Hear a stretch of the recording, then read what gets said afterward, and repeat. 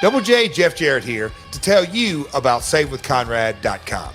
You've heard Conrad talk about the total nonstop savings they provided current homeowners.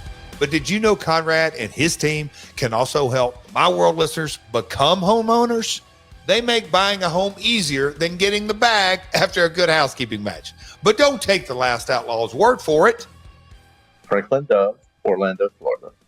After listening to all of Conrad's podcasts and hearing the different stories that he shared, I felt the time was right for me to explore buying a home again, and reached out, and one thing led to another, and finally closed last week. It was excellent. Everything flowed smoothly from my first contact. I just put in the initial request online. Francis reached out. We started the application process, got the approval moving. Holly was great. Larry Thompson was amazing. Everything was smooth. Communication was perfect. Really, it was a much better experience than anything that I could have imagined. My name is Franklin Dove in Orlando, Florida, and I got into my dream home thanks to SaveWithConrad.com. That's right. In my world, it doesn't get any better than 5 stars. Don't let your landlord get over on you. Walk out on that bad deal and stop throwing your money away on rent today with SaveWithConrad.com. That's right. It's SaveWithConrad.com. NMLS number 65084, equal housing lender. Woo!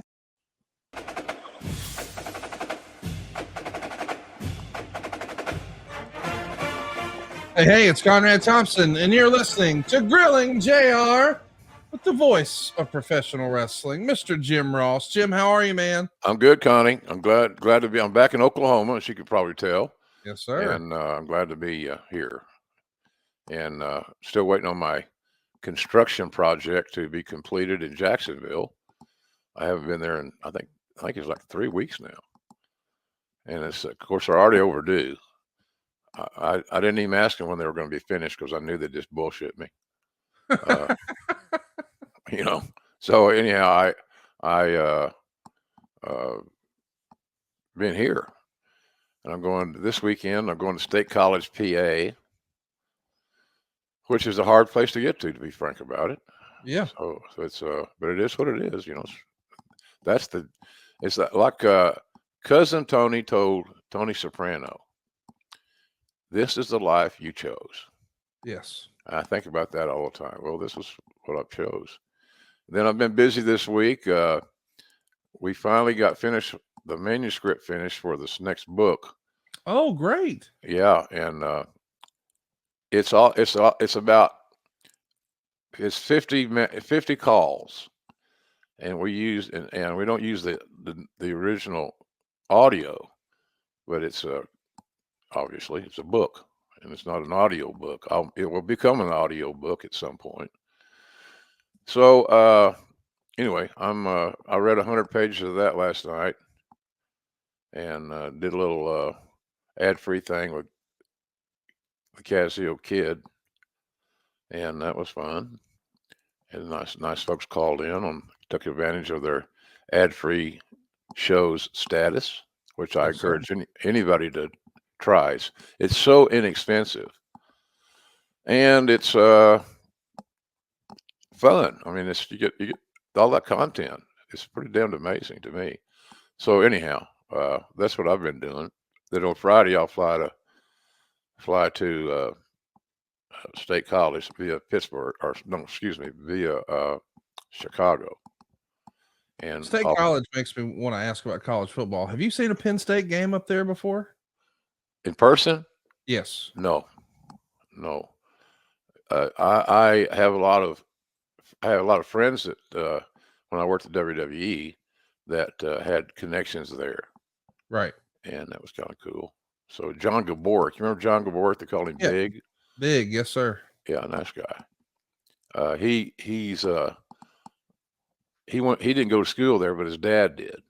So they got primo season tickets. So I heard all about Penn State and all that good stuff. So it's that's where I'm going this week. I've been there before with WWE back in the day. So it's a beautiful area. It's kind of like recruiting into Colorado. It's just everything around it's beautiful, and Happy Valley is a beautiful place. So we'll see. I don't know how the crowd's going to be. Who knows? You never know. People they can come or they can watch it on TV. So that's where you have it. Well, there So you I go. got a nice week. AEWTIX.com is where you can pick up tickets if you would like to join Jim at that Yeah. show. Of course, you can watch, of course, every Saturday night.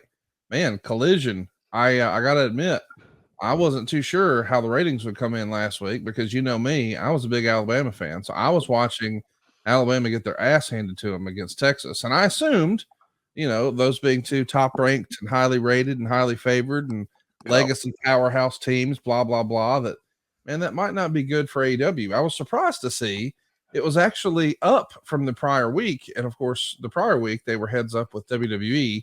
I guess that makes sense. If you're a wrestling fan, you're probably more apt to watch the other wrestling show on Peacock than you are a big time college football game. Were you surprised by that? I thought for sure that Alabama and Texas would be. I did too. I'm thinking like you are on that deal. The match quality on Collision has been pretty good. Oh yeah. I call the Samoa Joe Penta match the main event of that show, and I thought those guys just turned it up. Samoa Joe's in a different place. He's as good as, if not better than he's ever been. And Penta had the match, the best singles match he's had in AEW. So those guys were motivated. And then earlier in the night, I don't know if you caught it or not, but the Roddy Strong Darby Allin match was nothing short of epic. Crazy bumps that Darby has taken in that match. My goodness, like that fall off the turnbuckle and the apron, and man, that's something I've never seen before. And frankly, I don't think we ever have to see again. My goodness, what a visual. Yeah, he's a fearless kid. I love him. He's just one of the best homegrown prospects I've ever seen. And he's young. He's in his mid-20s. So if he can hold up, that whole story was about his spine, his back. That's what the announcer should be talking about, because that was the whole story.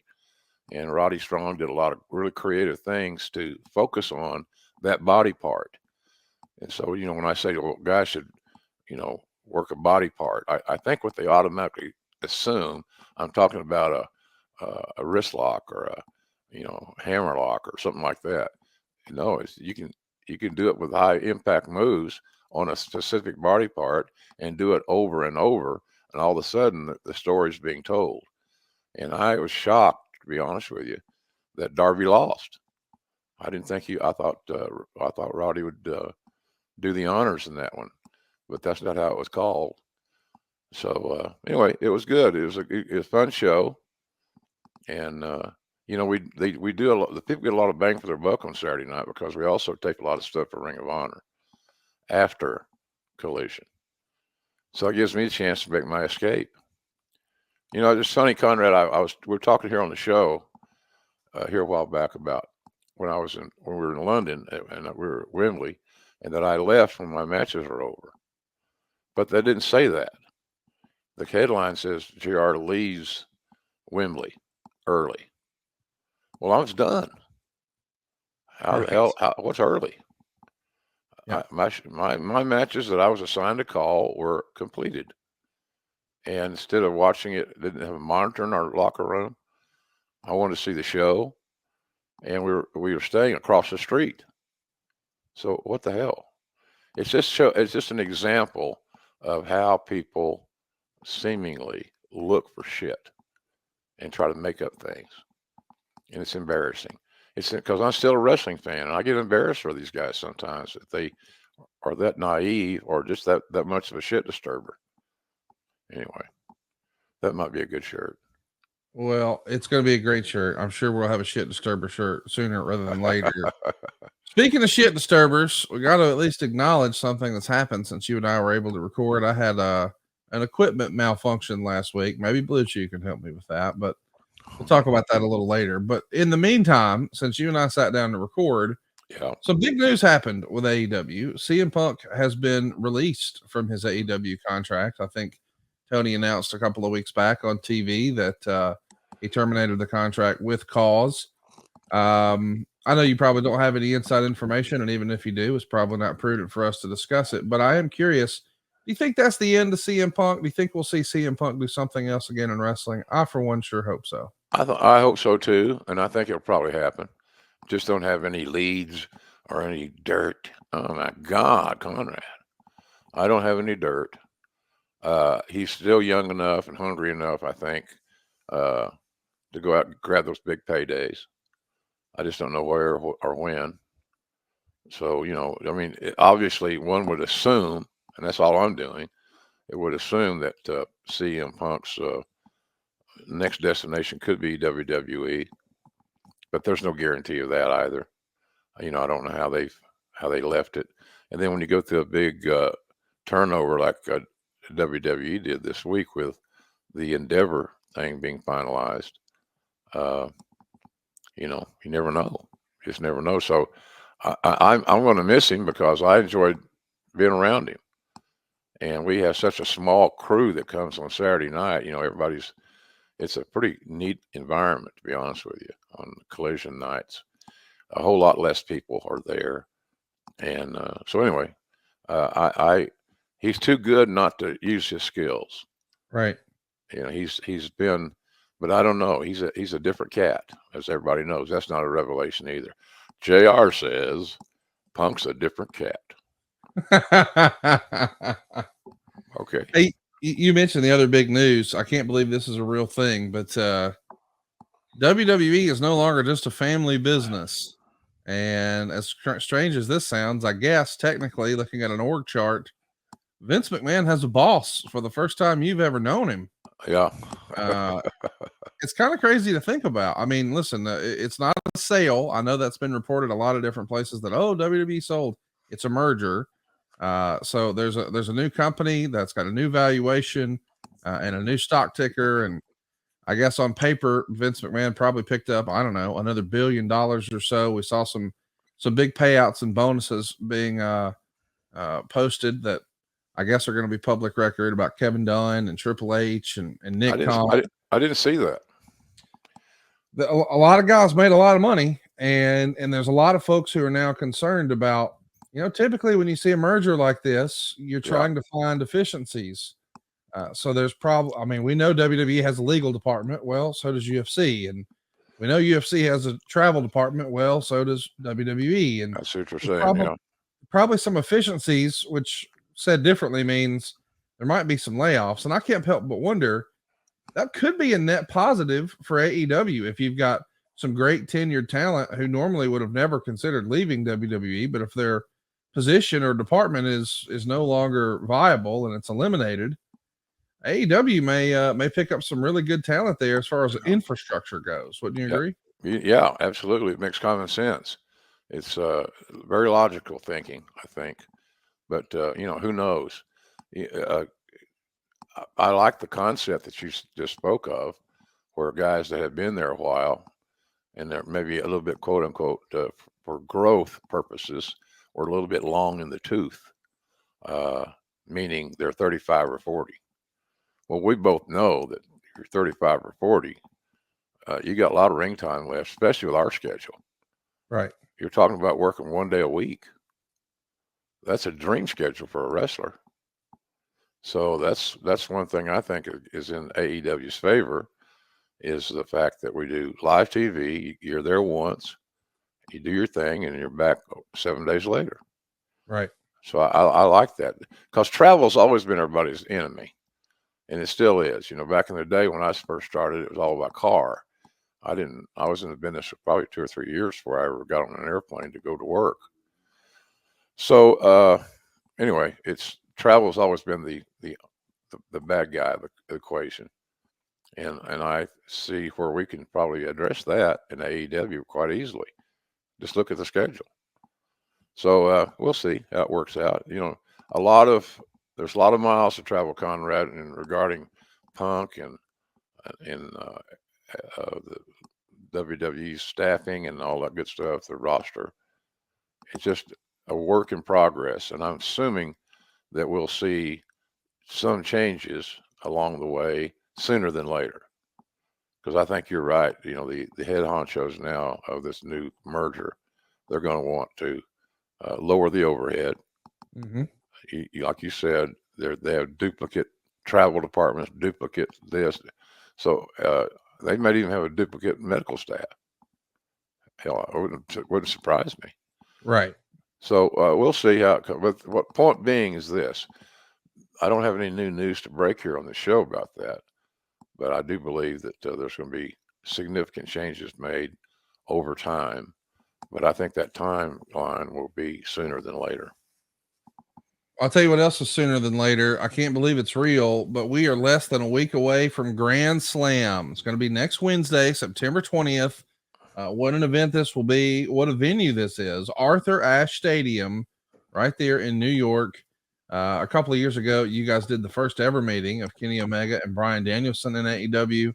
It was a fabulous match. They went to a 60-minute time limit draw, and you're coming back with quite a card here. I mean, a lot of fun stuff announced. We got MJF versus the winner of Samoa Joe and Roderick Strong. We've also got Saraya, who's going to be taking on the winner of a women's four-way, Chris Jericho versus Sammy Guevara. And maybe the one I'm looking forward to the most, Claudio Castagnoli versus Eddie Kingston. That is an old school story. Those guys have been feuding for like 20 years. Yeah. It's all going to come to a head at Arthur Ashe Stadium. Tickets are on sale now, AEWTIX.com. And on select seats, they've even got a buy one, get one free opportunity. So normally when you think about going to see wrestling in New York City, boy, that can be a pretty costly affair. Yeah. You think about Arthur Ashe Stadium, you just assume it's going to be out of the budget. Well, not when it's buy one, get one. So go out of your way to take another look, AEWTIX.com. What a venue, man. That's a big deal and a feather in the cap for AEW, is it not? Yeah, that's a Raphael Morphy deal. And Raphael did a great job. He lives up there, so he had contacts that we needed, and he closed the deal on that event. And it was fun to work last year or two. It is a very unique venue, and it looks good with people sitting in the seats. So there's your chance, folks. Affordable tickets, no doubt about it. The card's going to be loaded. I assume that the announcers for oh God, what am I? Dynamite will call that show. I'm guessing. I haven't been told I need to be there. It's not going to hurt my feelings to watch it on television. So it's a beautiful venue. Yeah, it's a beautiful venue with a lot of history. Yes. A lot of history. So anyway, it'll be busy times for good old AEW in the next couple of weeks for sure.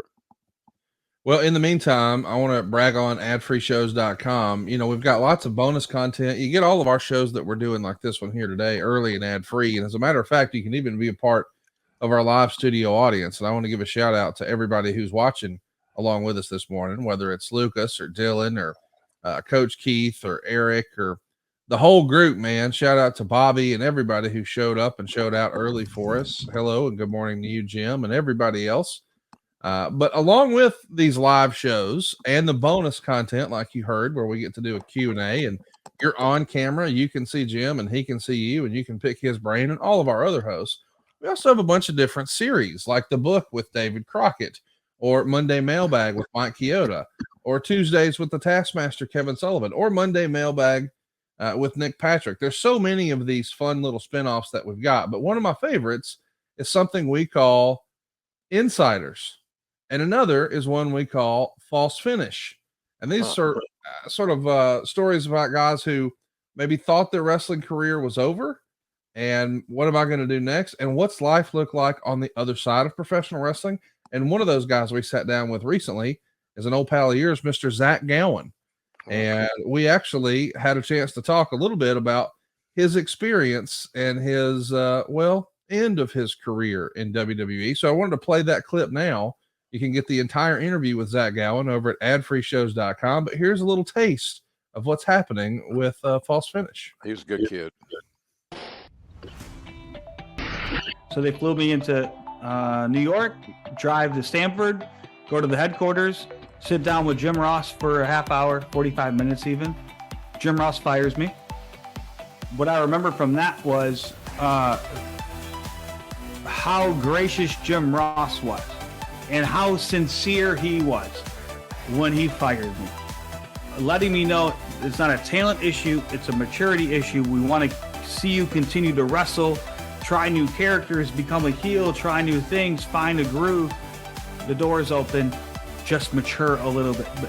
But it was almost fatherly, the way he sat me down and explained to me exactly why I was being released. And I'll always remember that, and I'll always thank Jim Ross every time I see him for that.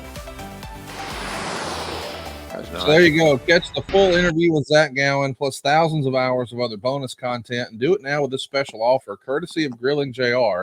New subscribers can save 20% off their first month by going to JR Save 20. That's 20% off your first month right now at jrsave20.com. That's jrsave20.com. Zach Gowen, man, what a story. Nobody like him, huh? No, heck no. He had a lot of courage. You know, I one of Zach's issues was and something that everybody should think about is that he wasn't really ready to get into the deep water socially. You know, he was like a lost child and a good kid. And I'm glad that he fondly remembers getting fired by me. I feel badly for the little guy, but he had a lot of courage to overcome he had one leg. Yeah. And boy, what an ass whipping he took. Whew. So, but a good kid, and I'm glad that he still remembers. Maybe he learned something from that situation. I hope so. And but he was a good boy. Yeah. And he talks a lot about it. Get the full interview right now at adfreeshows.com. Honestly, folks, you won't believe why what led to that decision to let him go and why his attitude changed and how it changed. It's something that, well, every young man goes through at some point in his life, I'm sure, but it's available now, adfreeshows.com. And let's talk about our topic today, Jim. I'm so excited to talk about one of the most iconic characters in wrestling history and certainly in modern wrestling. And he just celebrated a birthday. He just turned 58 years old. Your former commentary partner, someone you've spent a lot of time with over the years, Mr. Paul Heyman. When do you remember first meeting Paul? Would that have been in WCW or before? That would be, if I'm not mistaken, Connie, it would be in WCW. You know, my first thought when I met him was that, why hasn't somebody hired this guy? Right. Because he was very, very smart, to the edge of brilliance, as he demonstrates every week on television. So I think that's when I first met him. He was a talker, he had a lot of personality, a lot of charisma, but I think his intellect was extraordinary. So I couldn't understand. He had hair then too, you too. That's a hell of a mullet, ain't it? And so, but he was a different breed of cat. And it was also obvious that he could be challenging to manage, because he was so headstrong about his beliefs and his philosophies in wrestling. And sometimes, like a lot of us, me included, we can become our own worst enemy. Yes. And he sometimes was that. But we struck a great friendship and communicated well. I always will look back fondly at my relationship with Paul Heyman. I hadn't seen him in a long time. You know, we're just not in the same place anymore. Right. So, but you know, we exchanged texts on birthdays and things like that. You know, he is a different breed. He's a CM Punk kind of guy. He's a different breed of cat, but he's learned to control his emotions and temper his outbursts and his public displays of anger or frustration, something negative. But he was really special, and he still is, obviously. Do you think, he's become a polarizing figure of sorts where people either love or hate him? And I think fans like myself, man, we just can't help but appreciate what he did with ECW and all of his on-screen work. So we love him. But you did indicate that maybe he could be a little headstrong at times. Do you think that's where the polarizing part sets in for Paul? Like where people think, hey, I'm sure you like the stuff you see on TV, but boy, he's just hard to work with because he's sort of non-negotiable in his beliefs. He's steadfast in his beliefs. Is that fair Pretty to say? much. Yeah, pretty much, Conrad. He'll compromise if he's given a good reason, or if he's ordered to. He's not an idiot. He's not going to not follow orders, especially he just had his 58th birthday. So he's he has such strong, passionate beliefs in his personal philosophy of how pro wrestling should be constructed. And Paul's biggest improvement over the years has been where he would listen to the compromise. He'd listen to the other idea. And back in the day, he wasn't so likely to do that. He would do it if he had to, but he'd do it reluctantly and all that. So, but I remember working with him from day one, in WCW. I snatched his ass up quickly because I had the opportunity to do that down there. And but he was a perfect partner for me. He brought the best out of me, I thought, because he could piss me off in a heartbeat just for the sake of doing it. And then that would raise my level of intensity, and off we went. Paul, of course, got his start in the business by calling Capital Wrestling Corporation at the age of 14 years old in an effort to get a backstage pass for Madison Square Garden in 1979. I mean, this guy, his entry into the business as a young man who was eventually going to become a photographer. I mean, it sounds like sort of a northern version of Jim Cornette, does it not? Oh, absolutely. Without a doubt. They just, Cornette wore polyester and Paul wore some other fabric. They're the same. They're both brilliant guys. And one may not like me saying that about the other, but they were a lot alike. They were brilliant. They weren't athletic. Cornette could actually take bumps sometimes better than a lot of the boys. I remember Bill Watts talking to him about that. I said, you look like you've been trained. And as a manager, you need to be a little bit awkward and you need to be a little bit out of your element and earn that mood that people pay to see you get your ass whipped. So, but they were a lot alike. They started out as photographers in a large sense, Cornette and Paul. And they just were, they were, like I said, they weren't wrestlers. They weren't athletic. They're both very intelligent. So I was very blessed in my career that I got to work with a lot of great people. But I didn't work with, other than Bobby Heenan and Lawler. Think of that. I worked with Heenan. I worked with Lawler. I worked with Heyman. I worked with Cornette. And all those guys made me better. And I had to adjust my style to some degree for each individual, because it can't all be about good old JR as much as JR would like it to be. It's just not. So it was a fun run, but those two guys stand out. Of all the guys that I work with over the years, Cornette and I worked with them enough to tell you that, like you said, Conrad, is very astute of you. You must have got that from Silva. But in any event, I'm kidding. They were a lot alike, in a good way. If you need an idea for a finish, or an idea to start a program, a rivalry, an angle, ask them. And that's kind of what went against the grain in the booking committee in WCW. Cornette and Heyman will give you answers. Right. They'll give you concrete, good, viable stuff.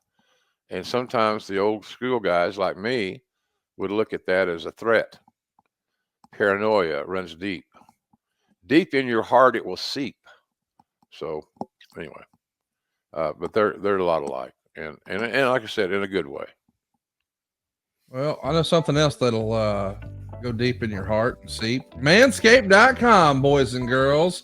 Fresh ball fall is upon us, and you need to be in the festive spirit. Light a candle, get some pumpkin spice, and make sure your balls look nice with the sponsors of today's show, Manscaped. Nature may clear the leaves of their trees, but you'll need Manscaped's help to get you ready for that sweater weather. Get your pants puppies prepared for cuffing season with a trim as refreshing as a fall breeze by going to manscaped.com and using the code Jim Ross for 20% off plus free shipping. It's time for nice flannels and cozy socks, but we can't forget our balls. By now you've heard of them. It's time to join the 9 million men using Manscaped and get the kit that covers us all. Of course, we're talking about the Performance Package 4.0. It starts with the Lawnmower 4.0 trimmer. You know it's still rocking that advanced skin-safe technology. Going to reduce the nicks and cuts and make it a lot less painful to rake in the leaves. Plus, the Lawnmower is a technical masterpiece. We're talking a 7,000 RPM motor, a multi-function on-off switch that can engage a travel lock. It's even got a built-in 4000K LED spotlight to help you see which part of your body's, well, you haven't seen or looked at in years. And here's the other thing. Once you've cleared the driveway, the Performance Package comes in hot with products to cool you down. We're talking the Crop Preserver Ball Deodorant and the Crop Reviver Ball Spray Toner. How about this? We've also got a way for you to go ahead and round it out. 2 free gifts. Manscaped's Boxers and the Shed Travel Bag. JR absolutely loves the Shed Travel Bag. Yes, sir. I don't want you to sleep on the ball deodorant and the ball spray. Here's the deal. It's going to make you, well, it's going to prevent stink. I don't know another way to say that. And it's got an aloe vera formula. It's time for everybody to move over with the pumpkin spice. Fresh balls are always in season and always in fashion. So bring in the fall right. Get 20% off and free shipping with the code Jim Ross at manscaped.com. That's 20% off with free shipping at manscaped.com. Use the code Jim Ross. As the leaves fall, make sure you have it all with Manscaped. And Jim, you've talked about it before. You don't want to look like those coconuts at the grocery store, right? No, those long ass hairs or stems or where the hell they are. No, you don't want to look. You don't want that look. Here's the thing. As you're reading that very creative copy, Conrad, I think that your significant other will be very appreciative of this purchase. Yes. And even if you give him or her a hint, maybe that's a gift item. I don't know. I would say it's a hell of a unique item, a gift item for like a birthday or something, anniversary, birthday, whatever. And so 2 people get happy on this deal, and that's always a good thing. Check it out. You'll be glad you did. Manscaped.com, and be sure to use our promo code Jim Ross. So we know once upon a time, Paul Heyman works his way into Capitol Wrestling and gets a backstage pass at Madison Square Garden. And eventually he actually gets to become a photographer for Jim Crockett Promotions. And somehow, some way, he's shooting for the magazines, but he's there for JCP. And somehow, some way, as the legend goes, he finds himself inside of a production meeting that Dusty Rhodes is running. Have you heard that story before? Yeah, bits and pieces of it, but nothing to other than I know what you just said. Yeah. It's just Paul was he's very ambitious, very ambitious. Paul had an early entrepreneurial spirit before just about anybody I know at his age. He thought that way. You know, his dad I think Paul's dad was a personal injury attorney. Very successful. Lived in Scarsdale. I've been their home multiple times. And he lived with his parents for a long time. And it's a beautiful neighborhood. I mean, it's one of the elite, moneyed neighborhoods in that part of the country. So he was a really ambitious guy. And he had balls, sticking to Manscaped. We should have got him a pack for his birthday, just for the hell of it. I don't know, man. He rocked that mullet way too long. I hope he didn't have a pants mullet. Yeah. We know eventually he's going to get into the promoting game. And I say eventually, like it was a long time later. He's only 20 years old. Right. And he is going to book an event at Studio 54. Yes, that Studio 54. He's going to be producing events there. And one of the ideas he has is to award Ric Flair an award at Studio 54. And that'll get him to show up. And it does. He books Ric Flair, Dusty Rhodes, and Magnum TA directly from Jim Crockett to appear at Studio 54. And later, this isn't enough. He thinks, okay, I'm around the business, I'm associated with the business, but I want to get in the business. He becomes the manager of Bam Bam Bigelow. And he becomes Paul E. Dangerously.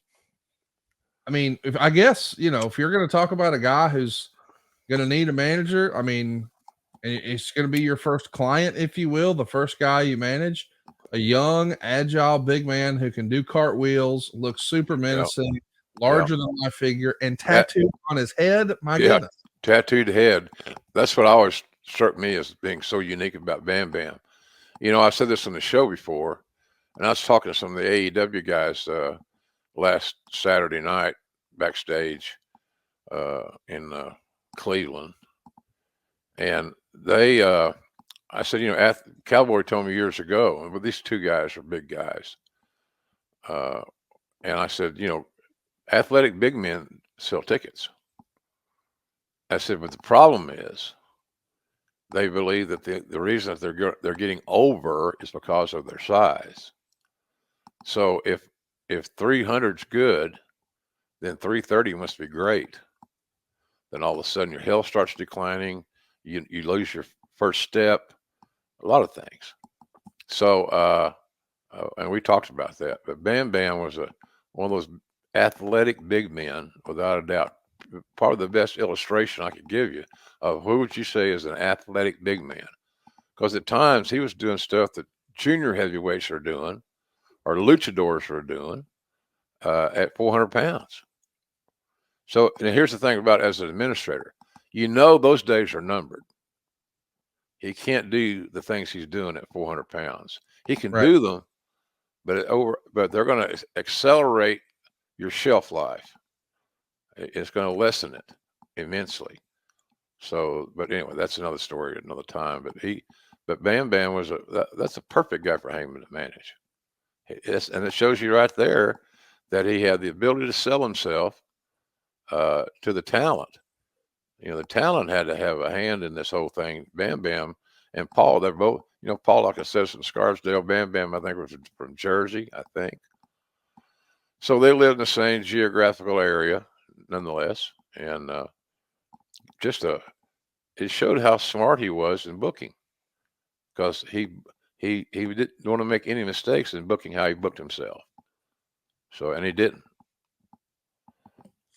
We would see at this point Paul start to bounce around a few different territories, those that still remained. Championship wrestling from Florida to the CWA in Memphis. And maybe one of the more interesting stories from the era is a circumstance with Tommy Rich and Austin Idol and Jerry Lawler.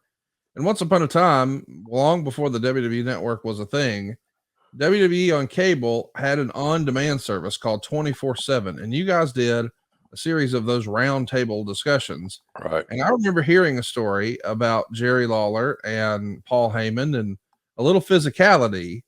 Do you remember much of that story? Not much of it. I think Lawler slapped him. I think he punched him and he broke his jaw or broke his hand. I mean, there was some real violence involved. There was breakage involved. Yes. There's breakage involved. Well, you got to know your limitations. And I'm not condoning or encouraging violence. That was violent, from what I'm told. And Lawler's got one thing that people don't realize about Lawler. Jerry Jarrett told me this way back in '83, that how powerful Lawler's punches are when they first shoot. And he has just one of those abilities to conjure up impact with those damn punches. Now, when he works, his working punches are beautiful.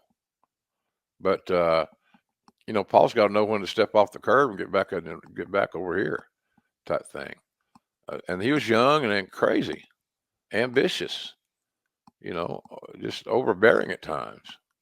And Lawler, being the king of Memphis in more ways than one, had enough.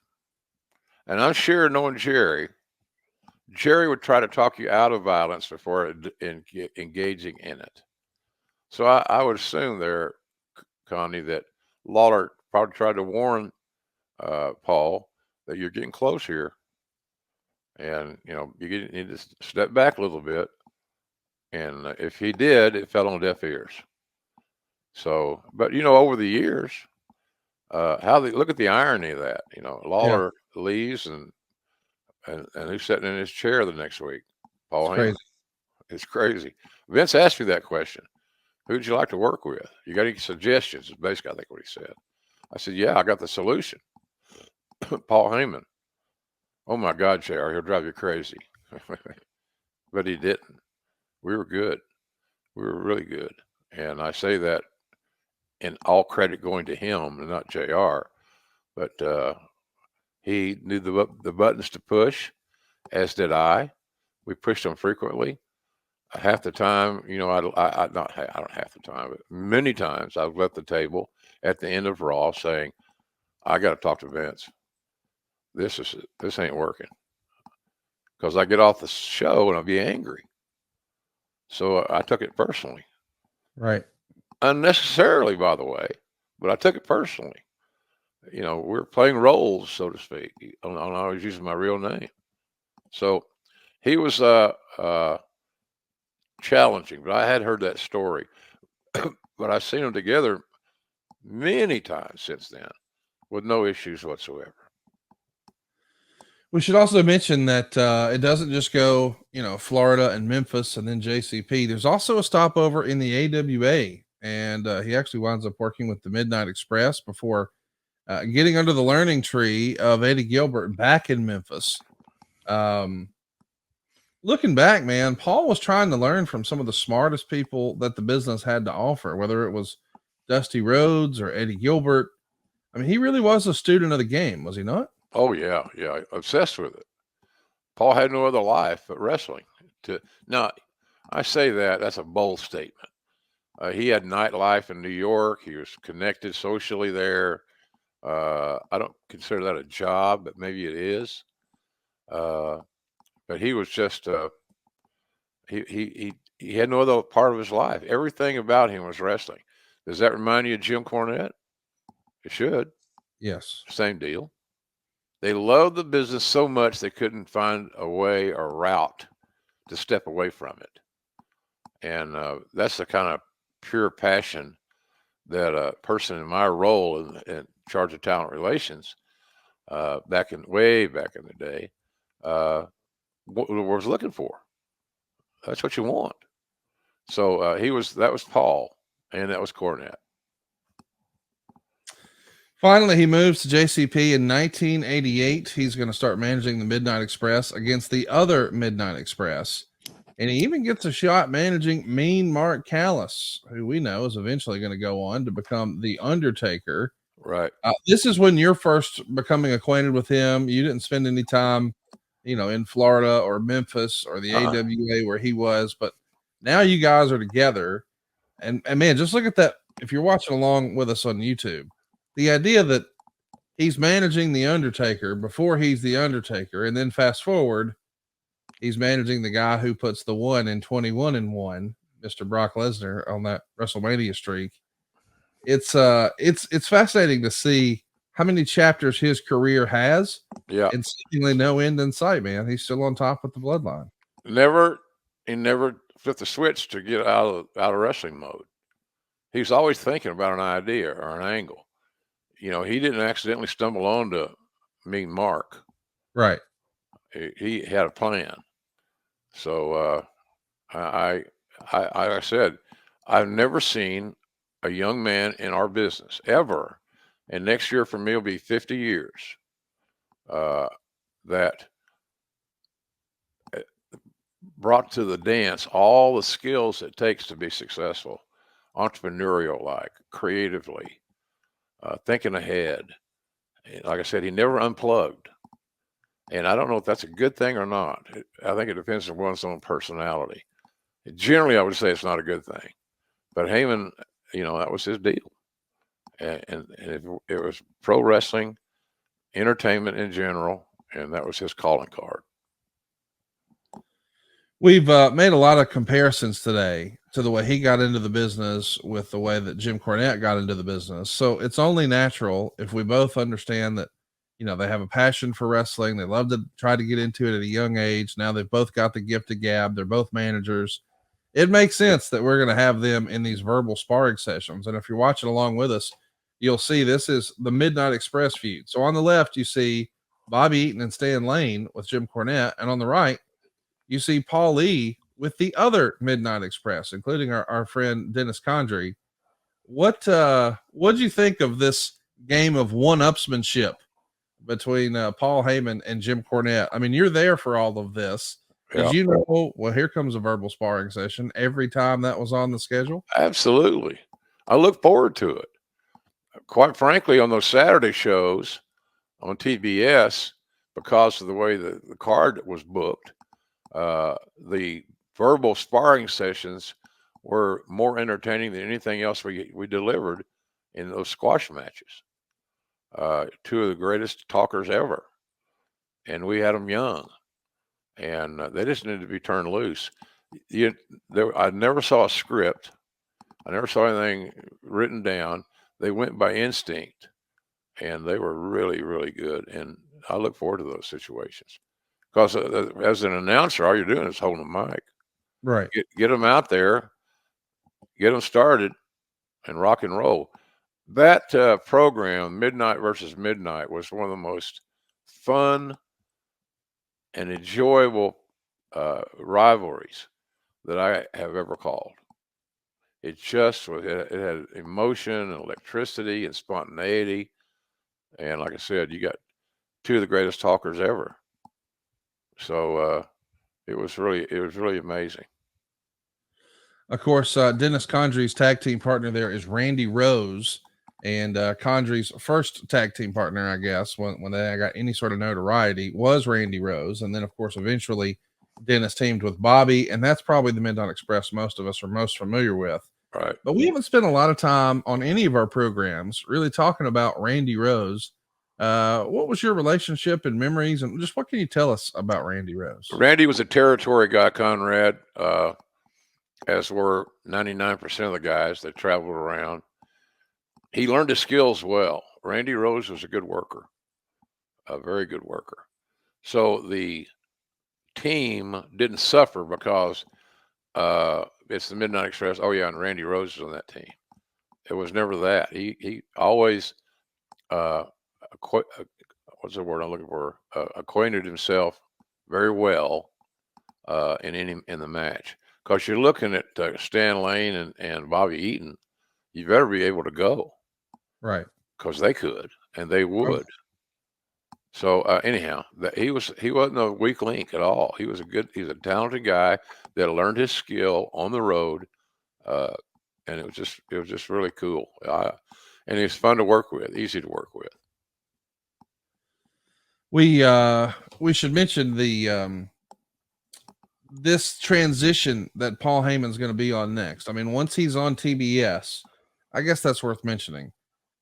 Championship Wrestling from Florida gets a little bit of TV, but it's not really a national product. Memphis gets a little bit of TV, but not really a national product.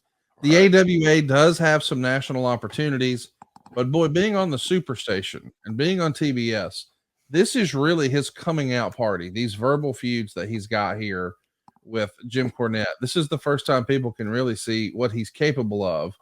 And eventually the call is made that he's going to join you in calling some matches on various shows. Mm-hmm. Who do you think thought or recognized that he had the aptitude for that first?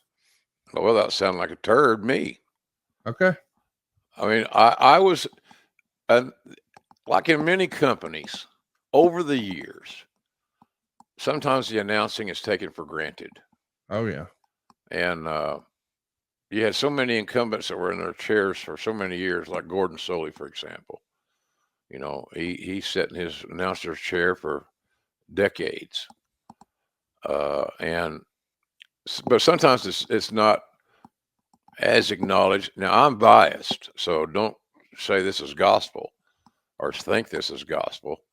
But sometimes, you know, you just don't mess up what you got. Because calling wrestling is such a nuanced entity that you got to know what not to say as readily as you know what to say, and when to lay out, be silent, let the audience and the, you know, I remember somebody asked me one time about why I laid out when Flair pushed the guy back in the corner, and then he chopped him. So what I would do, we would talk, but when we got to the point of impact, we lay out. And I think I first did that with Bob Cottle, who was he understood. And so all of a sudden, those mics the corners are mic'd. So then all of a sudden you hear that thud, that impact, flesh on flesh. My God almighty, what are we seeing? So anyway, I don't know where I was on that deal, but I those two guys, Cornette and they were so alike in so many ways.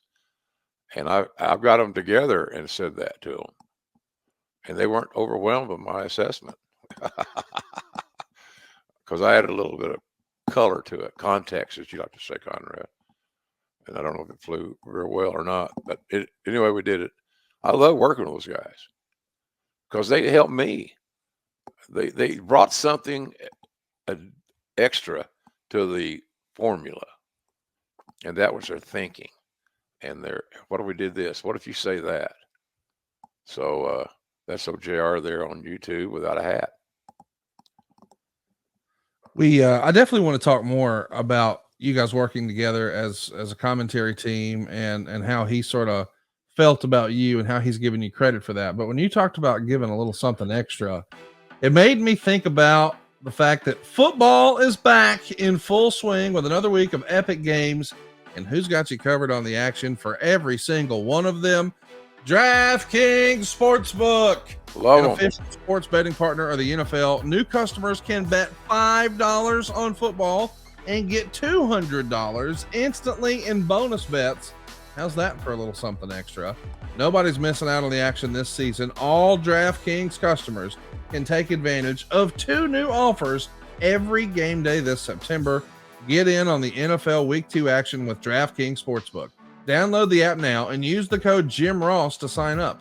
New customers can bet just $5 and take home $200 instantly in bonus bets only on DraftKings Sportsbook with the code Jim Ross. The crown is yours. Gambling problem? Call 1-800-GAMBLER or visit www.1800gambler.net. In New York, call 877-8-HOPE-NY or text HOPE-NY. In Connecticut, help is available for gambling problems by calling 888-789-7777 or visit ccp.org.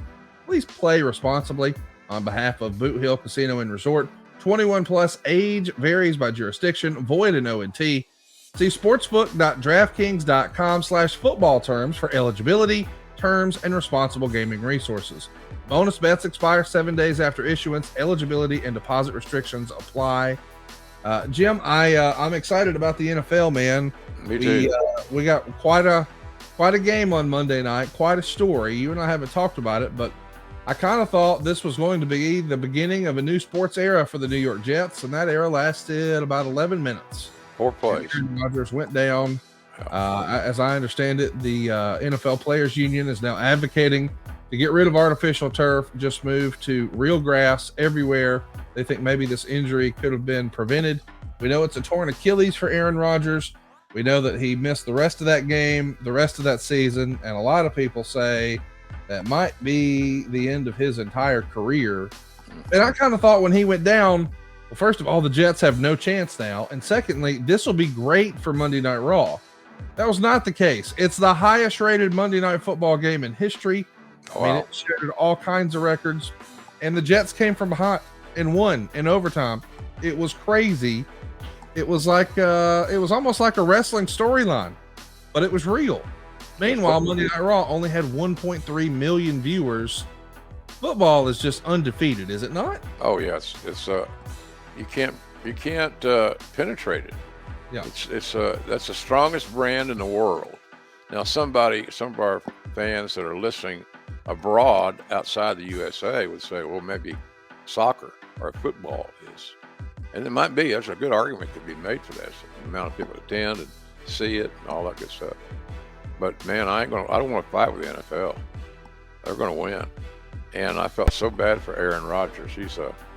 I've met him. He's a real cool dude. Really is.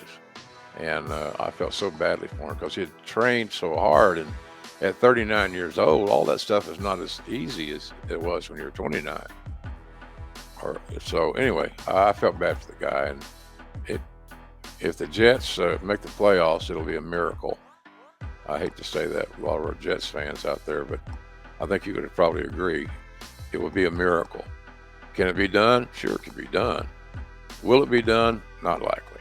It's going to be tough, but I can't wait to watch every single week. And of course, I'm going to be using the DraftKings Sportsbook. That's a cool deal, Conrad. That's really a cool deal. It really is. DraftKings is such a prestigious client. Yes. And now they're an advertiser for our show.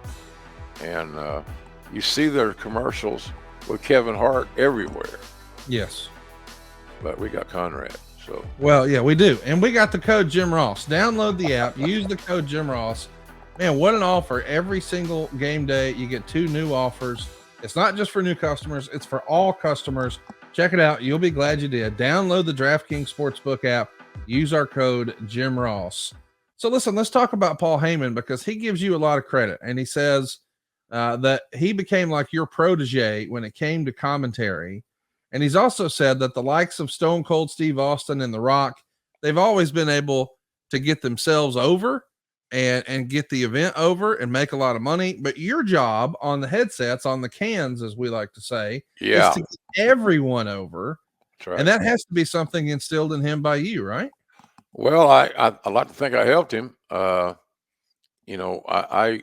looked at him as a moldable piece of clay that could be a piece of art if manipulated correctly. And one thing about Paul, he was such a high intellect in general that you didn't have to tell him twice on things. Right. He got it. He understood the game. He didn't have all the answers because he had not encountered those conundrums much, if any. But once he went through the rotation one time, he was very, very special, no doubt, very special, and he got it. And that's what I think I'd like to tell you, and I'm not trying to be crass, but I think that the booking committee and all those powers that be who was just hanging around the kitchen seasoning the soup, they were relieved that I wanted to work with Heyman because that meant that they didn't have to. So we had a lot of fun. Like I said, I wish those days when I took things too personally would just not have happened. I mean, we didn't fight or have any physicality or nothing stupid, but I would chew his ass out sometimes, and I said, you got to look and understand when I'm making a segue. We're going to change topics now. I don't need you to go back and reinforce what we just got through talking about. And he understood that's logical. So that's what we did. And over time, it worked out really well, including WrestleMania 17, my favorite WrestleMania. It's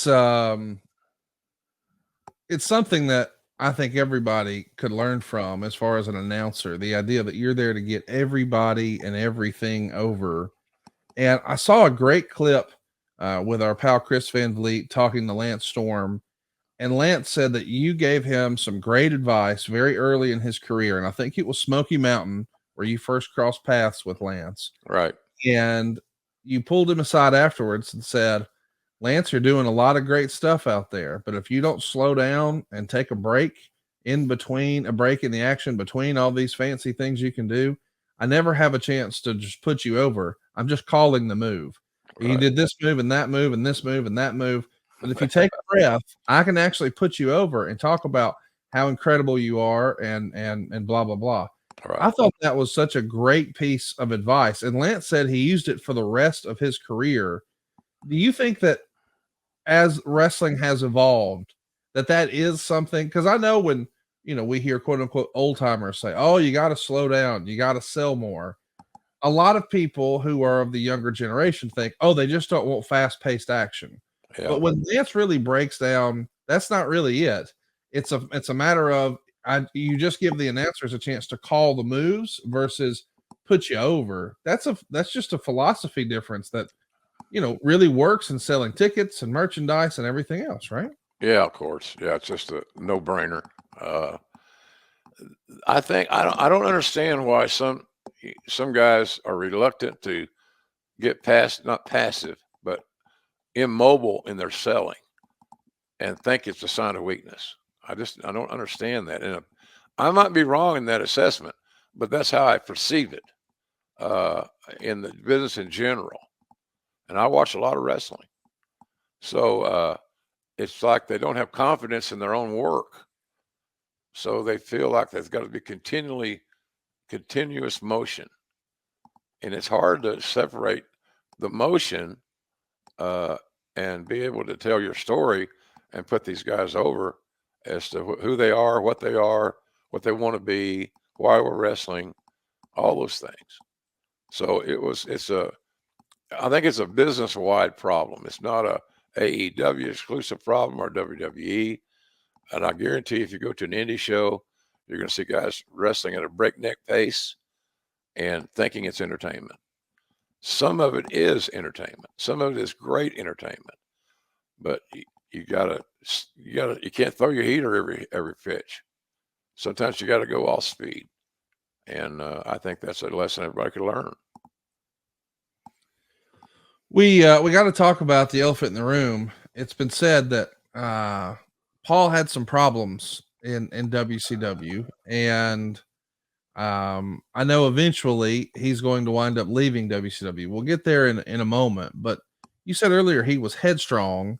When do you think that started to become apparent? Was that apparent on day one, or did he get his footing underneath him and then he felt like he could wield some influence, or was that just always his personality from day one? I think it was his personality from day one.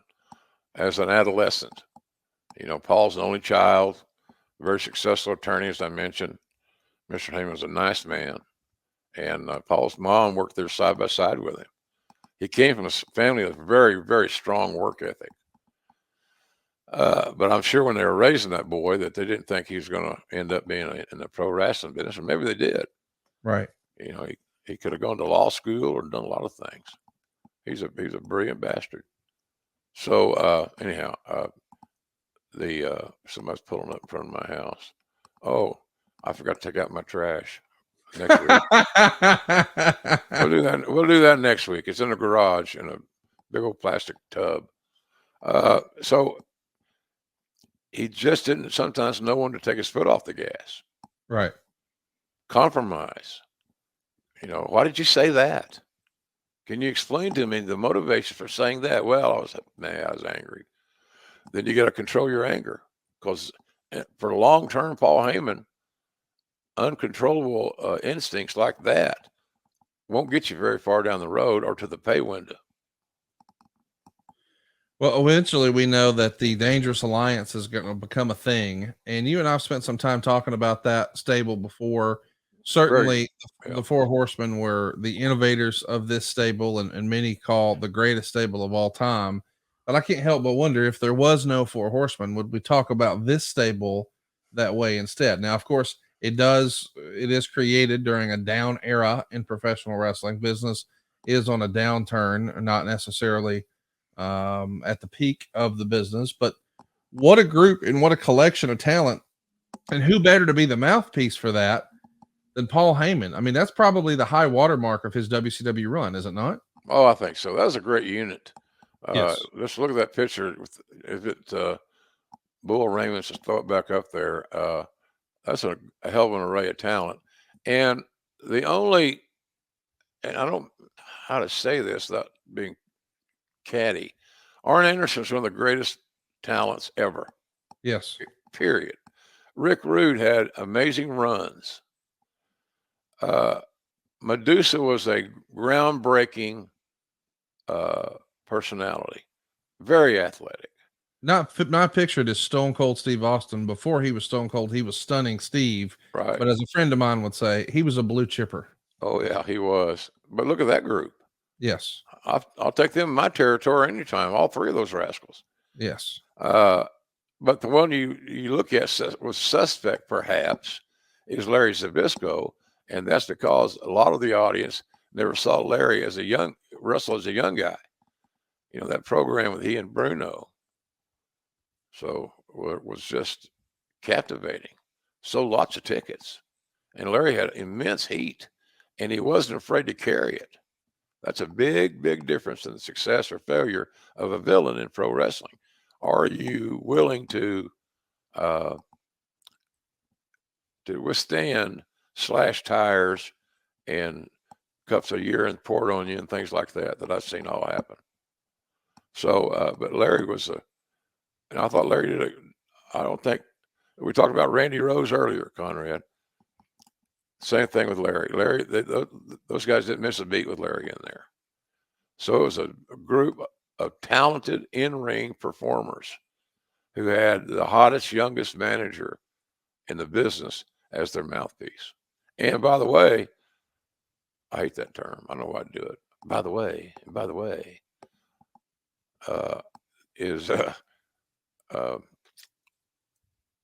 they could talk. Yes.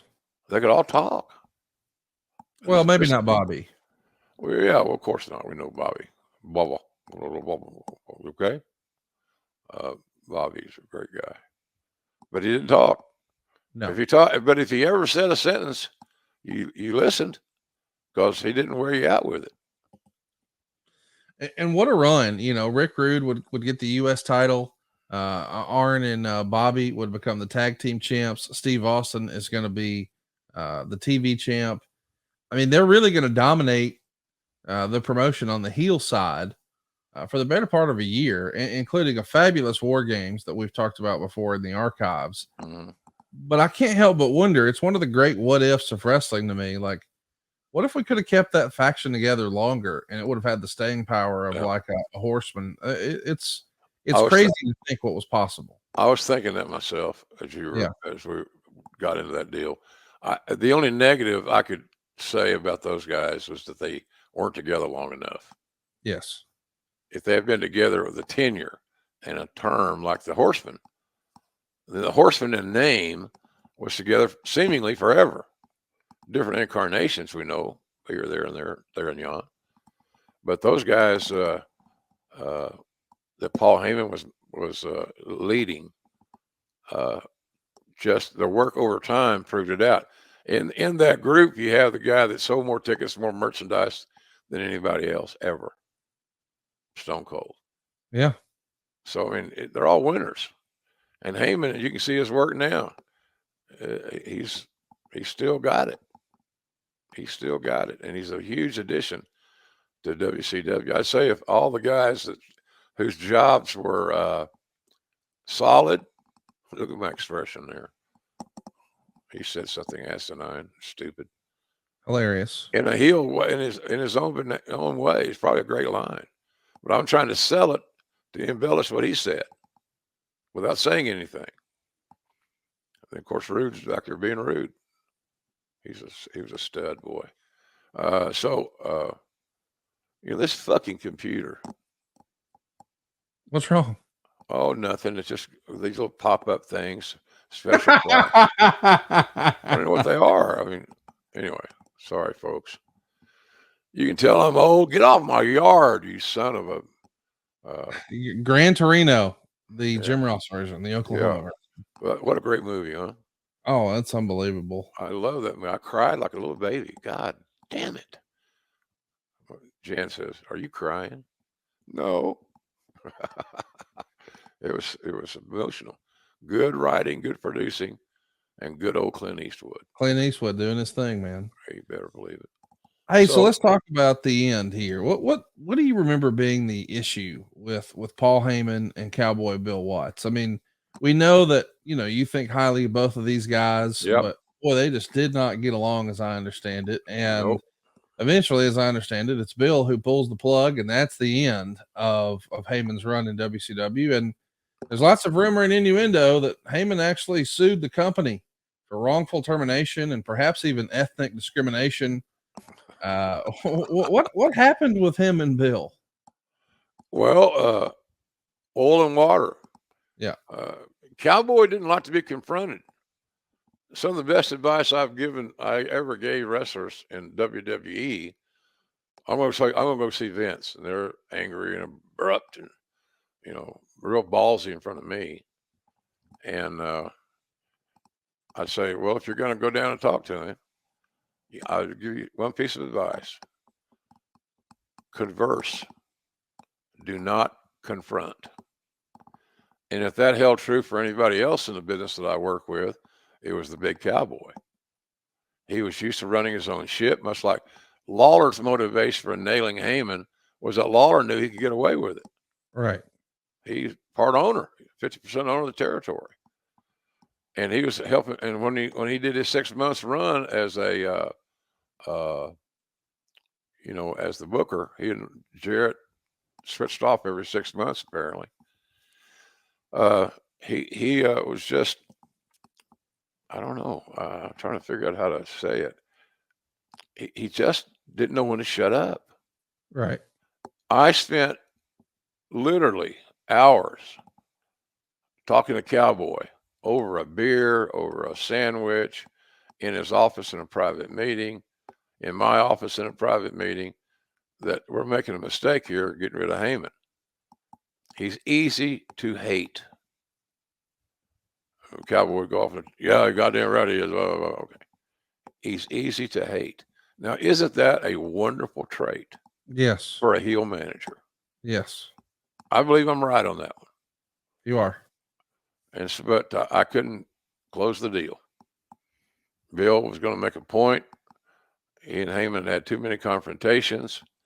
Heyman questioned Bill's booking, and he confronted. Not enough conversation.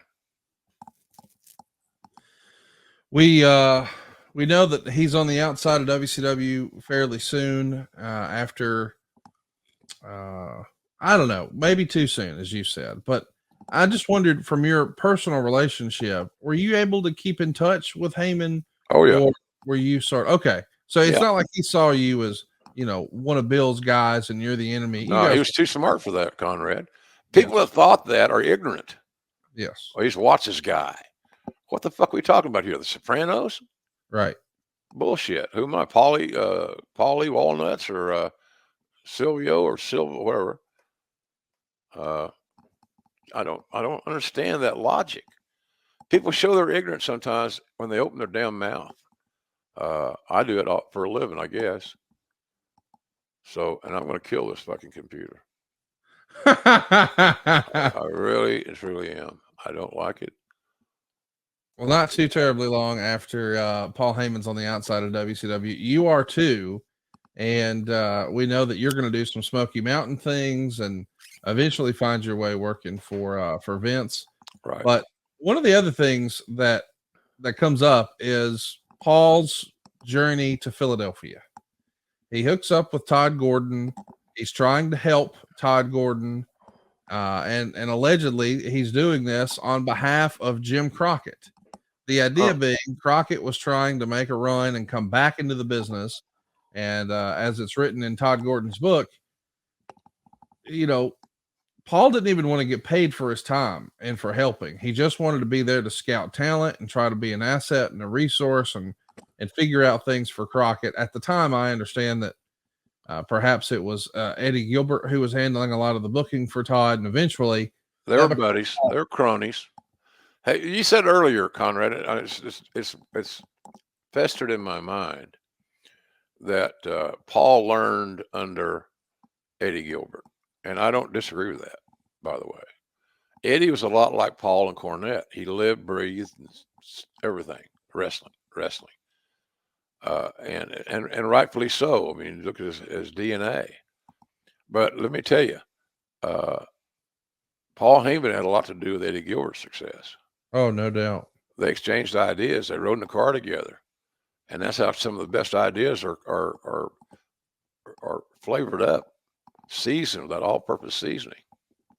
So, but Paul was a big help to Eddie, and they got along well.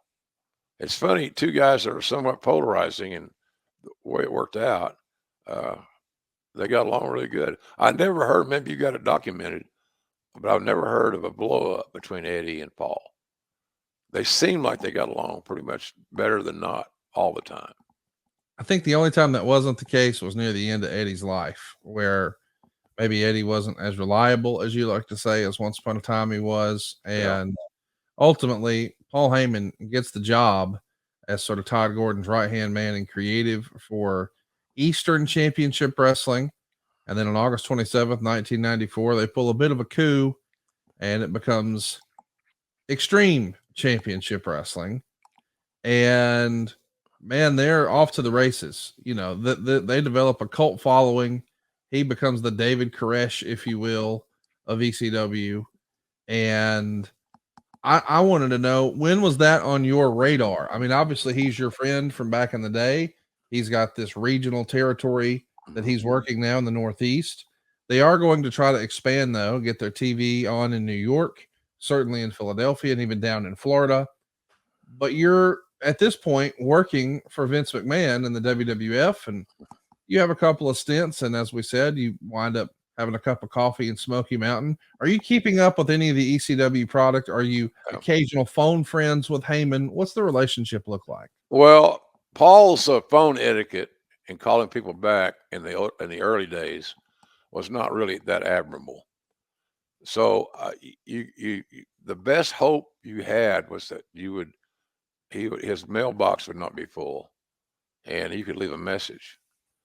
That happened a few times. A lot of times, being facetious, a lot of times. He was impetuous as hell. Real quick story here. He and I did voiceovers together and customized the voiceovers for, I think, WPIX in New York, WCW New York, or something. I think that's what it's called. And he loved that show because it aired in his home market. He would get people to fax him like page 6 of the Post, things like that, so to get all what was going on, information. And but sometimes he was tardy, and I was so busy doing all kinds of stuff there that I didn't really have a lot of time to waste or to spoil. So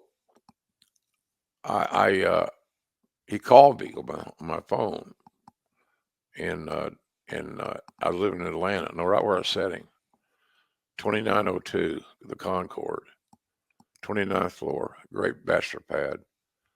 I'm sitting there because he's going to come pick me up. That may have been where I had a little sabbatical in a driver's license, i.e. drinking and driving, which I've never done since. At least I've not been caught. Oh, come on now. You don't mean that. No, I don't mean it. It's a feeble attempt at humor, Conrad.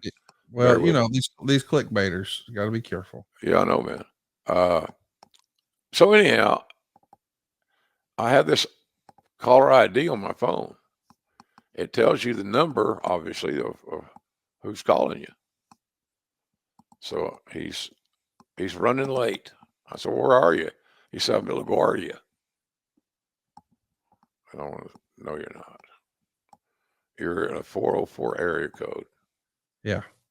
He had a girlfriend that he stayed with sometimes, I think. So he was with her. Call me and tell me what time you're going to come pick me up. Right. And we got the production team's waiting on us as we speak. So that was a Paul thing, you know. He just mischievous. God bless him. So we worked that little situation out. And he got better at telling time because I figured out. What a great line. He got better at telling time. That's our all-timer line, JR.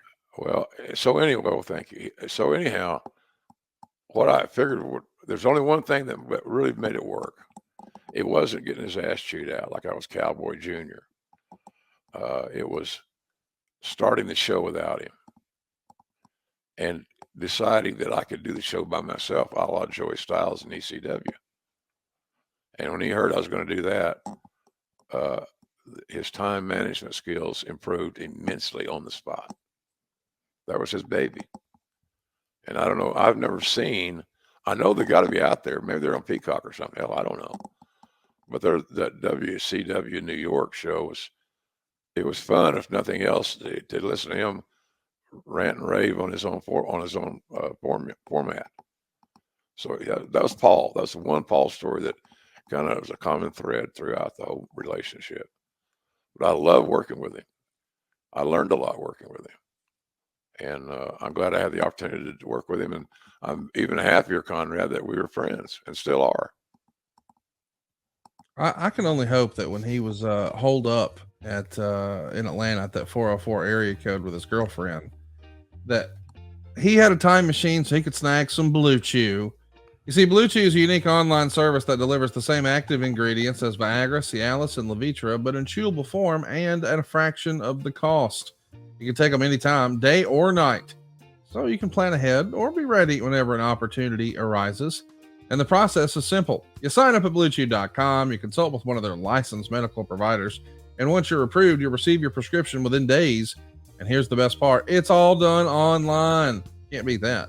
That means no visits to the doctor's office, no awkward conversations, no waiting in line at the pharmacy. Blue Chew's tablets are made in the USA, prepared and shipped directly to your door, all in a discreet package. But there won't be anything discreet about your package. And here's the thing, guys. This isn't just for folks who have a problem.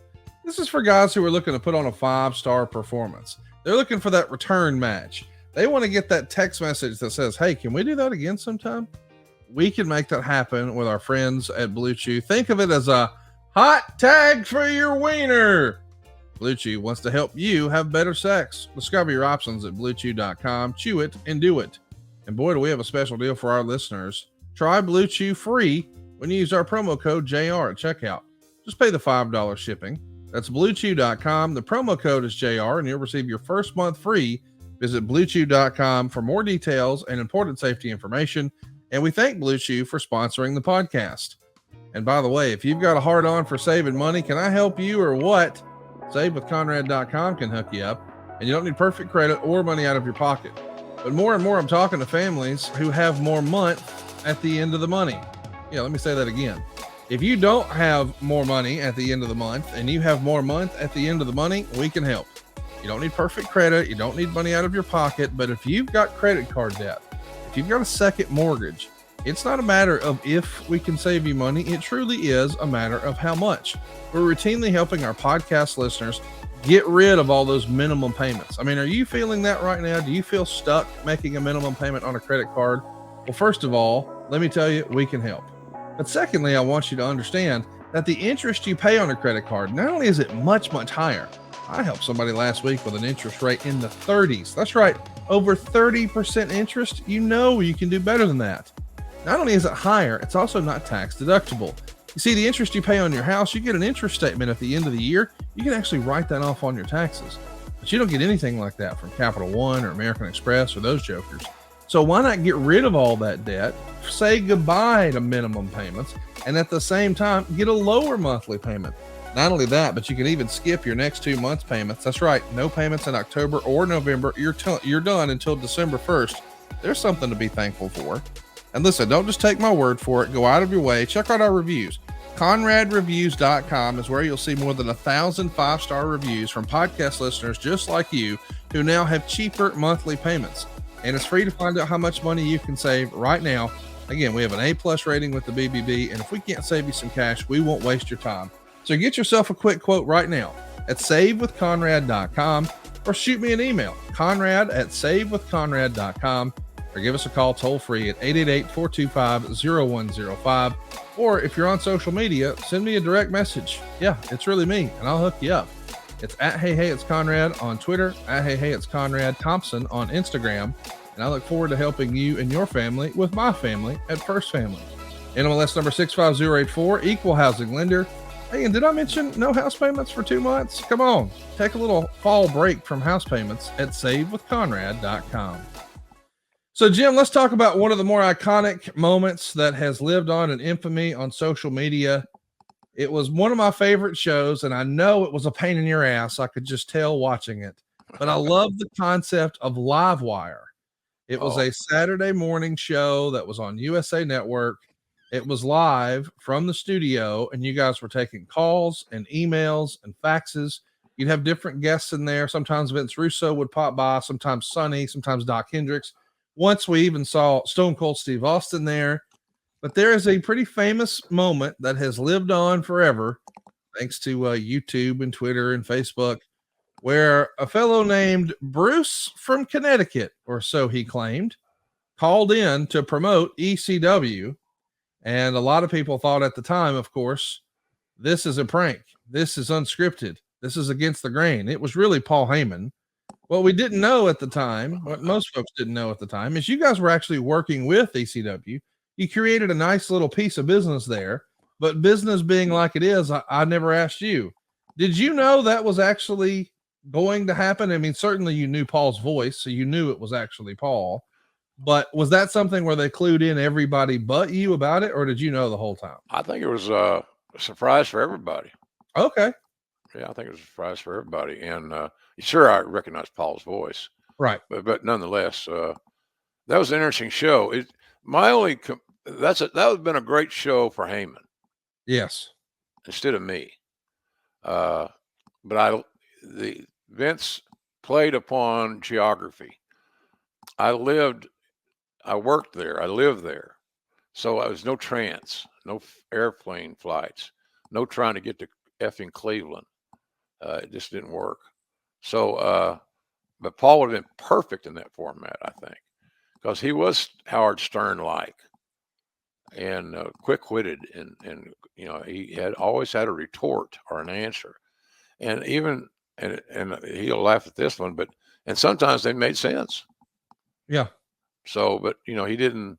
That wasn't his. He wasn't assigned that detail. I wish he had it, because now I'm working on Saturdays too. So then you have a pay-per-view on Sunday. Then you start all over. Monday Night Raw and SmackDown, and then payroll and finishing payroll, getting this back to Stanford.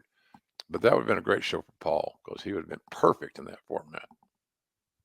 Let's talk about, how your relationship may have changed, if at all, when you take over, when you're no longer, quote unquote, just the announcer, but now you're actually going to head up talent relations. When JJ leaves and you step in, does your relationship with Paul and the way you guys were trading talent and maybe using ECW is almost like an extension of developmental? Because we know that you would send guys like Al Snow over, or Aldo Montoya down, or Brackus to get some reps. There were a handful of those guys. I think Lance Wright and maybe a few others. What was your relationship like with Paul once you took over talent relations? Did it change at all? No, not really. He still couldn't get him on the phone. Him returning calls was sometimes challenging, but it didn't really change. I knew what he wanted. He wanted talent, and so I could provide that. And I would tell him who's available, and then he would tell me who he wanted to use. So at the end of the day, it was his call. But it was a good place for the guys to go learn their trade. There's nothing for a wrestler can do better, Conrad, in my opinion, than wrestling before a paid customer. So they got to have something, a little skin in the game, and working. The crowds could be big or not, whatever, but working in front of a ticket buying consumer is always your best medicine. We should also mention that the WWF is actually going to play a big role in trying to help ECW promote Barely Legal in 1997. And you're going to be pushing it pretty hard during commentary during those times. I assume this is obviously a directive from Vince, but Yeah. I never really asked, but I'm curious, what did you think of that? Like the old school booking philosophy of, say, Bill Watts or Leroy McGurk, what would they have thought of, we're going to help these other fellows promote their much smaller show on our much larger show? I mean, this is an era where you guys are not raking in the cash. Early 97, you're fighting for your life with for WCW, and you're not really super profitable. I mean, this is the era where just a couple years before, Vince would talk about having to pull $6 million, quote unquote, out of my ass just to keep the thing going. And we're not printing cash yet. We're not yet in the Stone Cold Steve Austin era, but we're promoting the pay-per-view for a fledgling organization. Yeah, I get it. Yeah, talk to me about the old school perspective of that. Well, it would never have happened.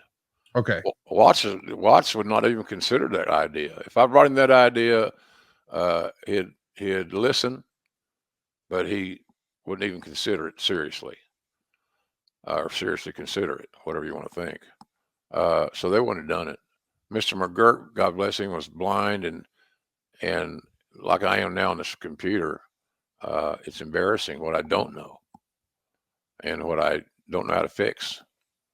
I got on today by luck, and Bull Raymond sent me a link. The whole deal is all beautiful, but what I did, I couldn't find my email, so I finally found out where I could get it, and now I know, and so off we go. But they wouldn't have considered it. It was very forward thinking for Vince, and also remember, I think the number was like 50 grand a month that we were paying to help ECW meet their expenses. I think it was 50 because it came out of my budget. I should remember it, but it's been that long ago. But I think it was about 50K. Wow.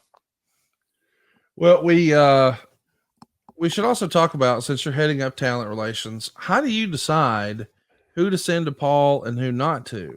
It's like we talked about Just Incredible. That was Aldo Montoya for you guys. We talked about Al Snow. Of course, that was Leif Cassidy for you guys. You sent a handful of talent down there. Right. How do you decide who's a good fit or who's not? Or is Paul asking for folks? Well, yeah, both. I had always come up with a list of guys that were not booked on the dates he needed talent, and that was easy to ascertain. So I'd give him that list of guys. I don't have, these guys aren't booked; they're available. Who do you want to use? And he always wanted to dot that lineup with some guys that could work. Look, Al Snow's a good worker; he could work with anybody. So, and Aldo, when he's off the shit, was also another very underrated worker. So we wouldn't just send them, the Brockuses of the world, even though he got his opportunity there. But that was kind of part of it. Those are things that Paul may not have. There may have been talents that I sent there that Paul didn't specifically want, but he also understood the concept of getting these guys experience in front of a paying customer. So he got it, and we compromised, and it worked out. The bottom line was that he was getting a new talent, whether they be polished, rough, whatever. He was getting something new for his customers to buy a ticket to see. Now, are they going to be the Funks and the Briscoes? Nope. Right. But they're a new face. And it gave the ECW fan base even more motivation to dislike them. So, because WWE was the enemy. That's right. Because Paul had positioned. So all the guys we sent there, basically, there were probably some exceptions, but most of them were heels in the perception of the ECW arena. And he knew how to book that. I didn't ever question how he booked it, and I didn't question what the finishes were. I didn't care who won. Remember showbiz. How was the match? Right. How was the match? And was the guy there on time? Would you consider him reliable? All those things. So we learned a lot about our talent, and we learned who was progressing and who weren't progressing. Let's talk about, you said sometimes Paul could be difficult to reach by phone. I assume you're the one who's speaking with him about these talent opportunities. And I bet now that he's running ECW and maybe he's getting a check from you guys and he needs some talent, his availability on the phone probably changed pretty quickly in this era, did it not? Yeah, it did. Well, we had something that he needed, and he said, "Well, can I get Al Snow for three shows, so he can work something around it, work an angle?" And if I hadn't had the booking done, and I looked down at my book, and Al was off. Well, sure, absolutely, but I also needed you to take Brockus. or whomever, maybe I'm just using Brockus as an illustration of a prospect that we signed that never made it because he didn't have the aptitude for pro wrestling. He looked great, looked like $1 million, but he didn't understand the concept of pro wrestling. And he had good teachings, good coaching. So, but Paul he would work with us on that, and because he understood why we were doing it. I didn't want to give him a dud. He had other guys that he wanted, and he prioritized, but it wasn't the same all the time. There's different reasons for booking talent in ECW back in the day, and largely for me, it was to get them that practical experience they needed in front of that live audience. I wanted to ask, your opinion of ECW. Bruce has poked a lot of fun at ECW. Eric Bischoff has dunked on ECW, but a handful of folks would say, man, they were innovators, but it was a niche audience and they were trying for a TV deal. They never really got it. So it never really made money and was always going to be niche because of the style. There's been lots of criticism, lots of praise from different pundits. Where did you stand on ECW, and why do you think ultimately it didn't last? Sometimes I think they went for violence sake. They didn't have a great backstory. But I think I watched them, Conrad, on the MSG network. Yes. And that was on my local cable system there in Connecticut. So back in that era. So, but I always found myself up late watching it. So maybe, I don't know if that's good, bad, or indifferent. But to me, it was just more wrestling to watch. So I didn't have a big issue with it whatsoever. I do think, as I said, they went for violence and heavy juice and this, that, and the other for no particular reason. I'm sure there was a reason, but it wasn't obvious. So that to me was a little bit of a downer. Let's talk about, Vince McMahon and his attitude towards ECW. We know that he was keeping the thing alive. We know he's ultimately going to buy the assets out of bankruptcy. I'm sure you nor Vince were surprised to see ECW go under, knowing that you had been sort of soft funding the thing for a while. But yeah, how easily and quickly did the deal come together? Once it goes down, we need Paul over here on the headsets. Talk me through that. Well, we wanted to get out. There's a lot of people we wanted out of ECW. I hired the Dudleys. I hired Taz. I'm sure there are others, and some we didn't want. Their past followed them too closely, and but Paul was certainly at the top of the list in my eyes, because I knew that he could help us. We're getting ready to build a brand on SmackDown. It needed a heavy duty announce team. Cole and Michael Cole and Paul would have been great over the long haul. And of course, I was set with Lawler, and I wouldn't trade Lawler. But when Lawler left, it opened the door for Paul to get in that chair, and I endorsed it, and I suggested it. I thought it would work, and it did work. We were a very combustible team. A Jewish fellow from New York and a redneck Okie from Oklahoma. How the hell is that going to work? And I found out that I could do more selling with my facial expressions, like they're right there on YouTube, than not. Paul's tirades and his outbursts gave me a chance to make my points or whatever. But it was fun times, man. There was never a dull moment when Paulie and JR were together. Never a dull moment. We know that this is going to become one of our favorite duos. Of course, it's certainly more iconic, you and Lawler, but with Lawler out, you sort of told that story at the top of the show. It's a no-brainer that you have the answer in Paul Heyman. We've also heard you say time and time again that, and I don't think this is a secret, Vince could be absolutely brutal on the headsets to the announcers, but you've been pretty out front in saying That was only to you. He never said shit to Jerry Lawler. Never. Did he get in Paul's ear? And what was that relationship like when Paul was on the headsets? We know they butted heads creatively behind the scenes, but on the headsets, was he also after Paul or no? Conrad, I don't remember specific stories about that, but knowing Vince, I would say yes.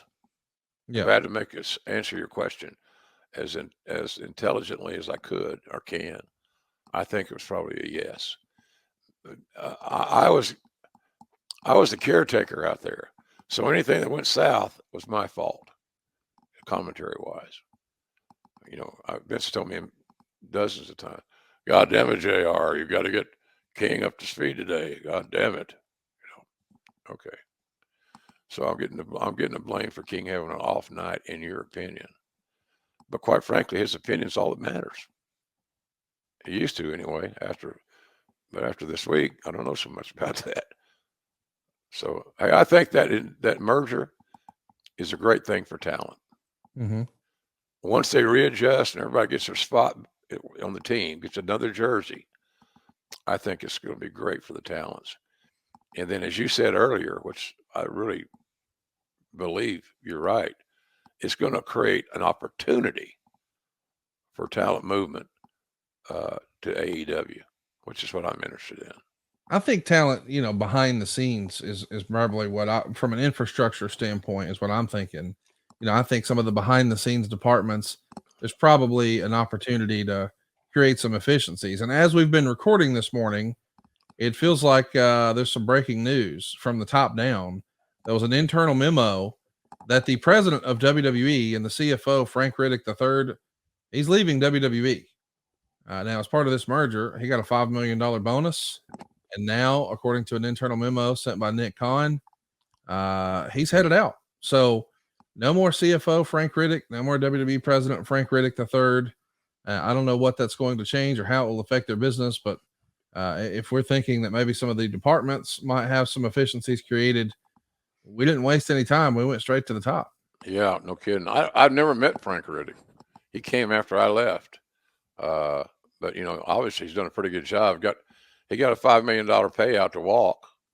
Not a bad day. No, and you're going to see some amazing numbers on what guys are making, which also frustrates the shit out of me. I don't understand why we need to know how much. Conrad, what's your take-home pay? What's not my business? It's not my business. Well, it's public. When you're a publicly traded company, it's going to be public. Oh, I know. I get it. I just don't know that it shouldn't be that big a deal what somebody's earning, but it is. Let's get back on to Paul Heyman. We've talked a lot about him as your podcast or your broadcast partner, rather. And you mentioned earlier that sometimes he could get under your skin and frustrate you. Obviously, that was good for the broadcast. He's in character, but he's really getting at you. Was there one time where you felt like he took it too far and that story still sticks out to you where you're just still sort of irritated about how we got there? Well, I've been known to get fired up out there. And I tried to stab him with a pencil one time. And that came after I did stab Michael Cole with a pencil, just out of emotion. And I apologized a zillion times over that. But we never rose to violence. But there were a lot of heart-to-heart talks after the show. That's how because he couldn't stand that. And I didn't like doing it. But, sometimes you just got to put your foot down and say, no, we can't go there. Here's where you should have cut that off. And I gave you a segue to something else, another topic, and you ignored it. So one thing is perhaps you're not listening, which sounds very egocentric for me to say. You're not listening to me, and I'm JR. What the hell? Who do you think you are, buddy? I didn't think of it that way, but it's a mechanical thing. You got to recognize situations and verbal segues. So yeah, he was but he just had that strong mind that this is what we need to do. Sometimes when we first started working together, he would bring out a list of things. And that threw me off a little bit. And so you say this, and then I'll say this. And I said, bullshit and bullshit. That's too canned. It's too fake. Neither of us are actors. If I know you got that material, trust me, I'll get it to you so you can do your punchline. And then after a while, we just started ad-libbing, and our best work was ad-libbed. Let's talk about the ECW invasion. We know it's going to be a failed ECW and WCW invasion. We've beat it up ad nauseum. Do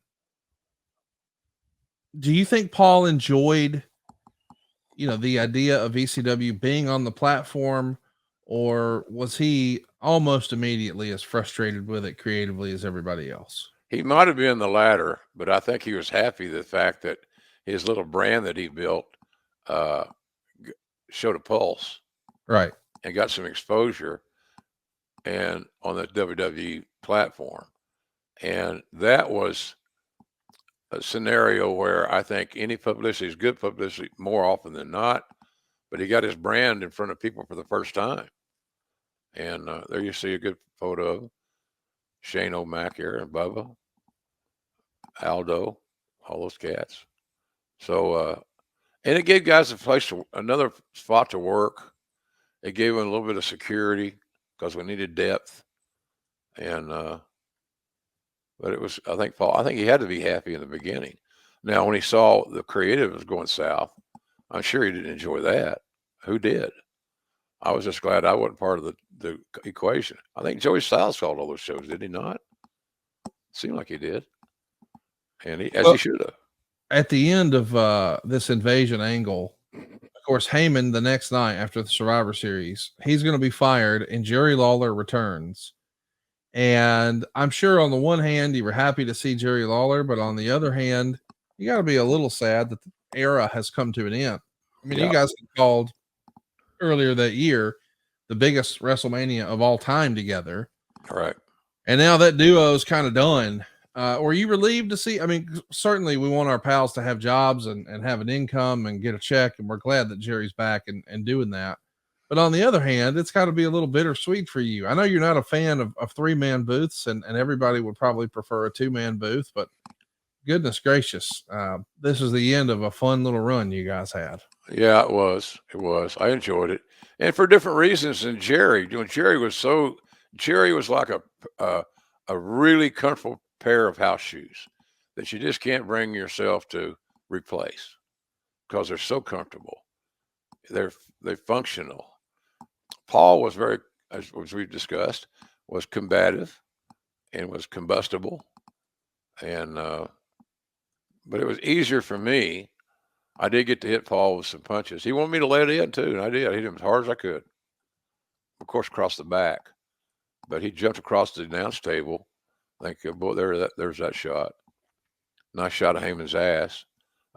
And I was hitting him in the back so it wouldn't chip teeth or break noses or black eyes and stuff like that. But I hit him as hard as I could. If you go back and watch that, I hit him. I couldn't be in a street fight and hit him any harder. But that's what he wanted, and that's what we gave him. And it looked real. It was attention grabbing. I don't know what the ratings were, but they were pretty damn strong for that quarter hour. Well, the next time we see Paul Heyman on TV, he's going to be popping up as the manager of Brock Lesnar. How smart is that, Conrad? Unbelievable. That's vision. And look where Brock Lesnar has ascended to in the years. Heyman knew early on. Now, look, he wasn't the only one. Right. I had Jerry Briscoe essentially living in Minneapolis to recruit Brock through his college wrestling coach, who was a former teammate of Jerry Briscoe's at Oklahoma State. So we knew that Brock was special.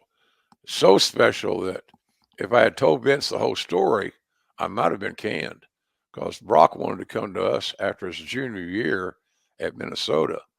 And we made a deal with the coach that we would leave him alone until his senior year because the thought was within the amateur wrestling world that Brock was going to be a national champion, which was true. And that helped the program, it helped Brock, it helped the coach, everybody seemed to win. But Vince didn't get his guy. He could have got him a year earlier. But that's not what we made a deal. And if it had been Vince making a deal, we'd have kept the deal. And so we kept the deal, and everything worked out fine. We didn't burn a bridge with the coach and the school.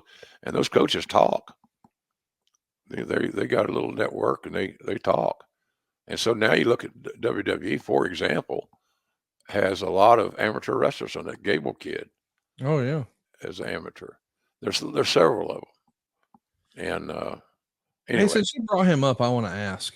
Gable has been in a great feud with, I guess now the longest reigning Intercontinental Champion of all time, and Right. Gunther. You and I have never talked about Gunther on the program before. I feel like he's kind of your deal. He's right in your wheelhouse of the type of wrestler and wrestlers that you like. Would that be fair to say? Absolutely fair to say. He's fundamentally sound. He's physical. He's logical. I've never heard a negative word said about his professionalism. He's real. Yeah. He's real. And you can see how real he is in his matches, or when he's standing outside the ring, even he steals the scene. So yeah, he's worked hard on his body. I saw some pictures before and after type pictures, and he don't even look like the same guy. So he's a real keeper. He's a future WWE champion, future headliner for WrestleMania. I wish the wrestling business had more guys like Gunther. I'd like to just be working there just to say that. Gunther. That's a joke, folks. No, that's not Twitter bait. JR says he'd like to go to no. Oh yeah, you're just being funny. Come on now. That's all I'm doing. Yeah. Hey, so we know Paul's going to lead creative for SmackDown once you guys do a brand split. Right. And I know that he was always advocating for that brand. And there even was, I guess it was called the SmackDown 6. He had his 6 guys he was trying to build around. And this was very much the era where SmackDown was not the A show. They were more of the little engine that could. Right. And I felt like he did a phenomenal job as far as a fan sitting at home watching the show. Because once upon a time, I was not interested in SmackDown at all. It just wasn't something I watched every week. But when Paul started to really focus on talent like Eddie Guerrero and Rey Mysterio and Edge and so many others, I started to perk up and pay a little more attention. How do you think Paul did leading SmackDown creatively? The creative ideas that he came up with speak for themselves. They were strong. Same thing. Sometimes you could say, well, Paul didn't play well with others at times. That can all be categorized for all of us at some point in time. But he did a hell of a job there creatively. He just had those same issues, controlling his emotions and not being divisive. And but it took him a while to get away from that. I don't know how he is today. I'd say he's probably a lot improved in that regard. He's 58 years old. It's time. So, but yeah, he did a great job on that show, and he did it. He booked it like a territory. He had his 6 top guys, and he's going to make sure they were front and center, and utilized in a good way. So, and also, those 6 guys are pretty damn good. We know that there's going to be some problems behind the scenes over the years between Paul Heyman and the McMahons. I say the McMahons, more specifically Vince and Stephanie. Right. We know that Vince, I think I kind of get how that happens. The Stephanie thing, though, I've always been curious about this. Do you think perhaps Heyman was just challenging her authority or position and felt justified based on his tenure in the business? Or was she trying to show him she was really the boss? Or how did that relationship get sideways, if you had to guess? Well, just communication. Okay. They didn't communicate well. Stephanie overcame so much being a woman that it was not surprising to me that she had a bump in the road here, there, and yon. And I don't know it's all her fault. Or, of quite frankly, at all. And Paul, old school, there when he got that backstage pass at Madison Square Garden, unless Moolah was on the card, there weren't any women on the card. And so, and I said that to Vince a long time ago. Our whole dynamic is about to change because you asked me to hire athletic 10s. I've done my best at doing that, and it's a matter of how in the hell do you how do all these different dynamics how they mold. You got testosterone filled horny men and women that are beautiful and sexy and all that stuff. How do we keep this on a business level and not have the relationships come out of those deals?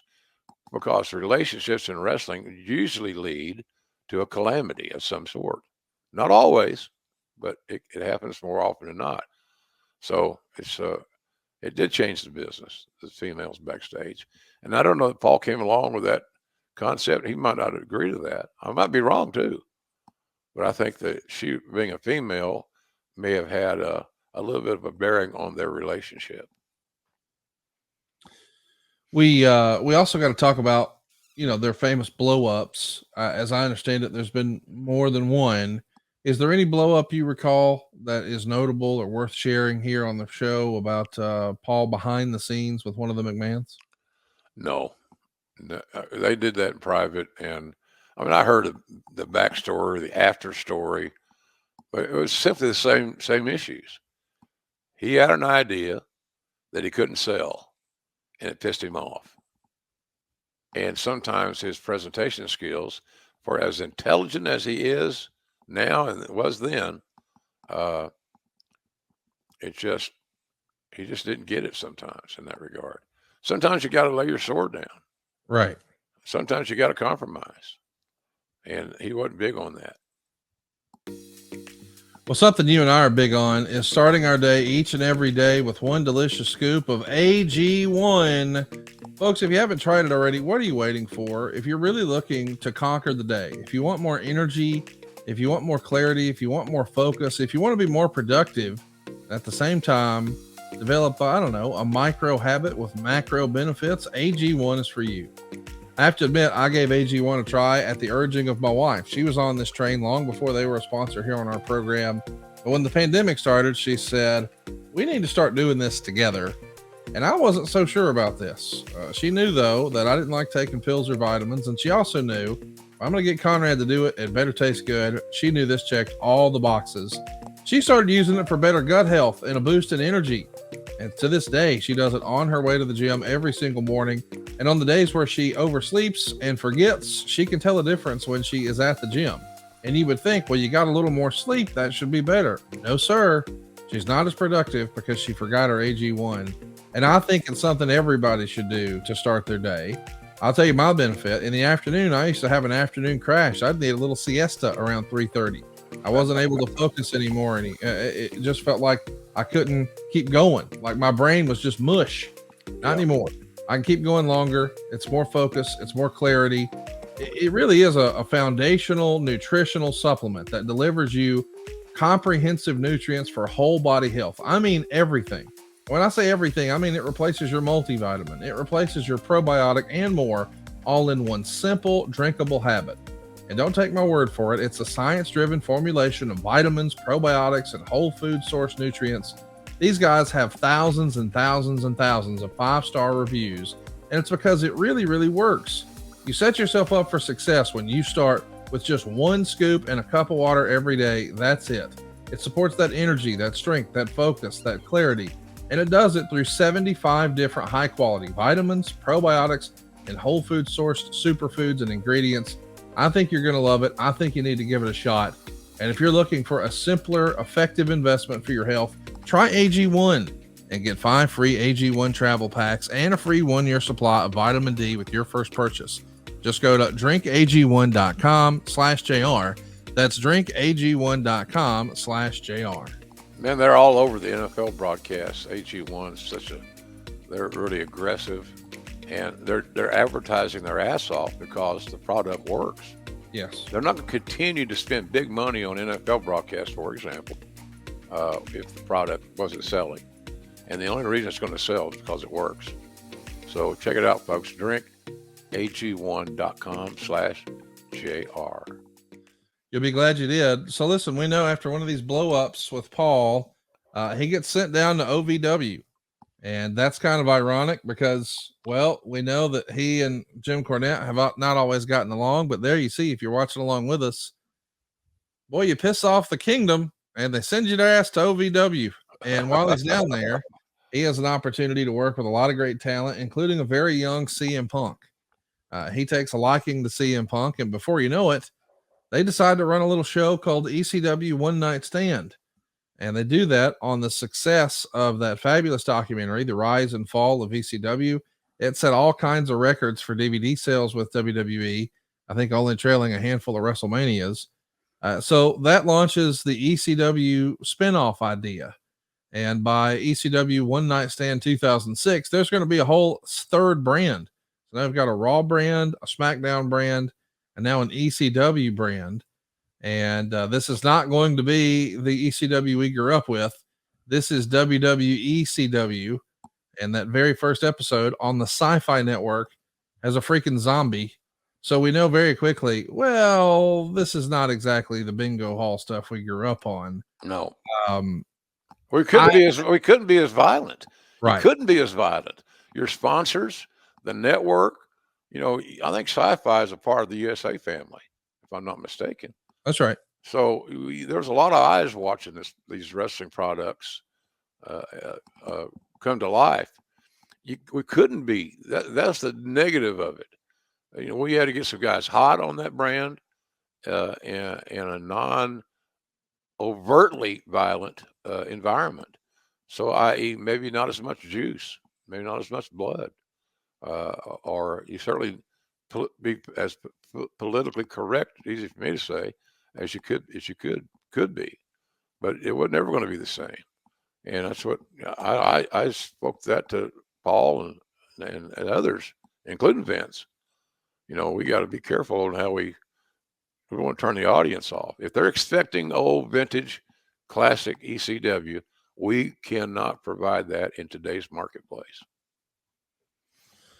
We know eventually it comes to a, maybe not so glorious end. The ECW December to Dismember, arguably the worst pay-per-view in wrestling history. Ooh. Yeah, it was that bad. And there's a huge blow up with Paul Heyman and Vince as a result of this. And oftentimes it probably felt like that relationship was a ticking time bomb. But on the other side, he finds himself out of the WWE completely. And we got to see what life was like with him away from the wrestling business. As I understand it, he helped Brock Lesnar with his autobiography. And this is during Brock's incredible run with the UFC. And then somehow, some way, after 5 years away from the company, when Brock Lesnar comes back to WWE, he cuts a promo. And as I understand it, it was maybe not the best promo. And when he comes back to Gorilla, he says, "Give me Paul Heyman." And Paul Heyman's back, and man, he has been on top seemingly ever since. I know that sometimes, if you go to some sort of Southern restaurant, after you've had your lunch or your dinner or whatever, the waitress will come to the table and say, "Well, we saved the best for last. You ready for dessert?" It feels like Paul Heyman saved the best for last. This last act that he's had, his run with Brock Lesnar, his run with CM Punk, his run with Brock again, now his run with Roman Reigns and the Bloodline. It feels like it just keeps going up and up and up. I mean, he has managed the main event for over a decade at this point. It's unbelievable. Yeah, well, talent. Yes. It's the old simple thing of saying this. The cream always rises to the top. And Heyman is just so damn good, he couldn't be held down no matter how hard he tried to assassinate his own career with his attitude. Because his brilliance that light of his brilliance never dimmed. And right now, I would say that Paul Heyman is as much responsible, for the success of the Bloodline as any of the talents. And that may sound crazy, but think about it. He dots all the I's, he crosses all the T's, and he connects the dots. That's all the cliches I've got right now on him. Seriously, he's invaluable to that group. Here's the thing about it, Conrad. Imagine the presentation of this group without Paul. Right. I can't, because he keeps them all in line. He suggests promos, and all those things. He's brilliant. And Paul Heyman is one of the MVPs of WWE right now, in my opinion. And it looks like he's not slowing down. It's pretty remarkable. It felt like the WWE didn't have a solution for Roman Reigns for years and years and years. He was the chosen one, and I felt like they were trying to shove him down fans' throats to the point where they had to do all kinds of production tricks to drown out the boos and pipe in cheers, and it was artificial. Vince knew more than we did. He knew better than we did, and he was going to teach us a lesson, all that sort of narrative. And then I'll be damned. They show, as I understand it, it was a backstage shot, at least the way I remember it. And as they start to zoom out of Roman Reigns on the couch, we see him sitting next to Paul Heyman. And almost immediately, the way the WWE universe felt about Roman Reigns changed forever. Yep. He came back after the pandemic, and I think he attacked Braun Strowman, and it was a whole new Roman Reigns because he was paired with Paul Heyman. And more than a decade prior to that, guys started wearing and it became a popular shirt to wear, "I'm a Paul Heyman guy." It was really remarkable to see how quickly that changed for him. And I can't help but wonder, what would Punk's run have looked like as a heel without Paul Heyman? What would Brock Lesnar's have looked like without Paul Heyman? He was the secret sauce, but maybe no better example of that than Roman Reigns. Would you agree? Yeah, absolutely. You got a very gifted athlete with an amazing look.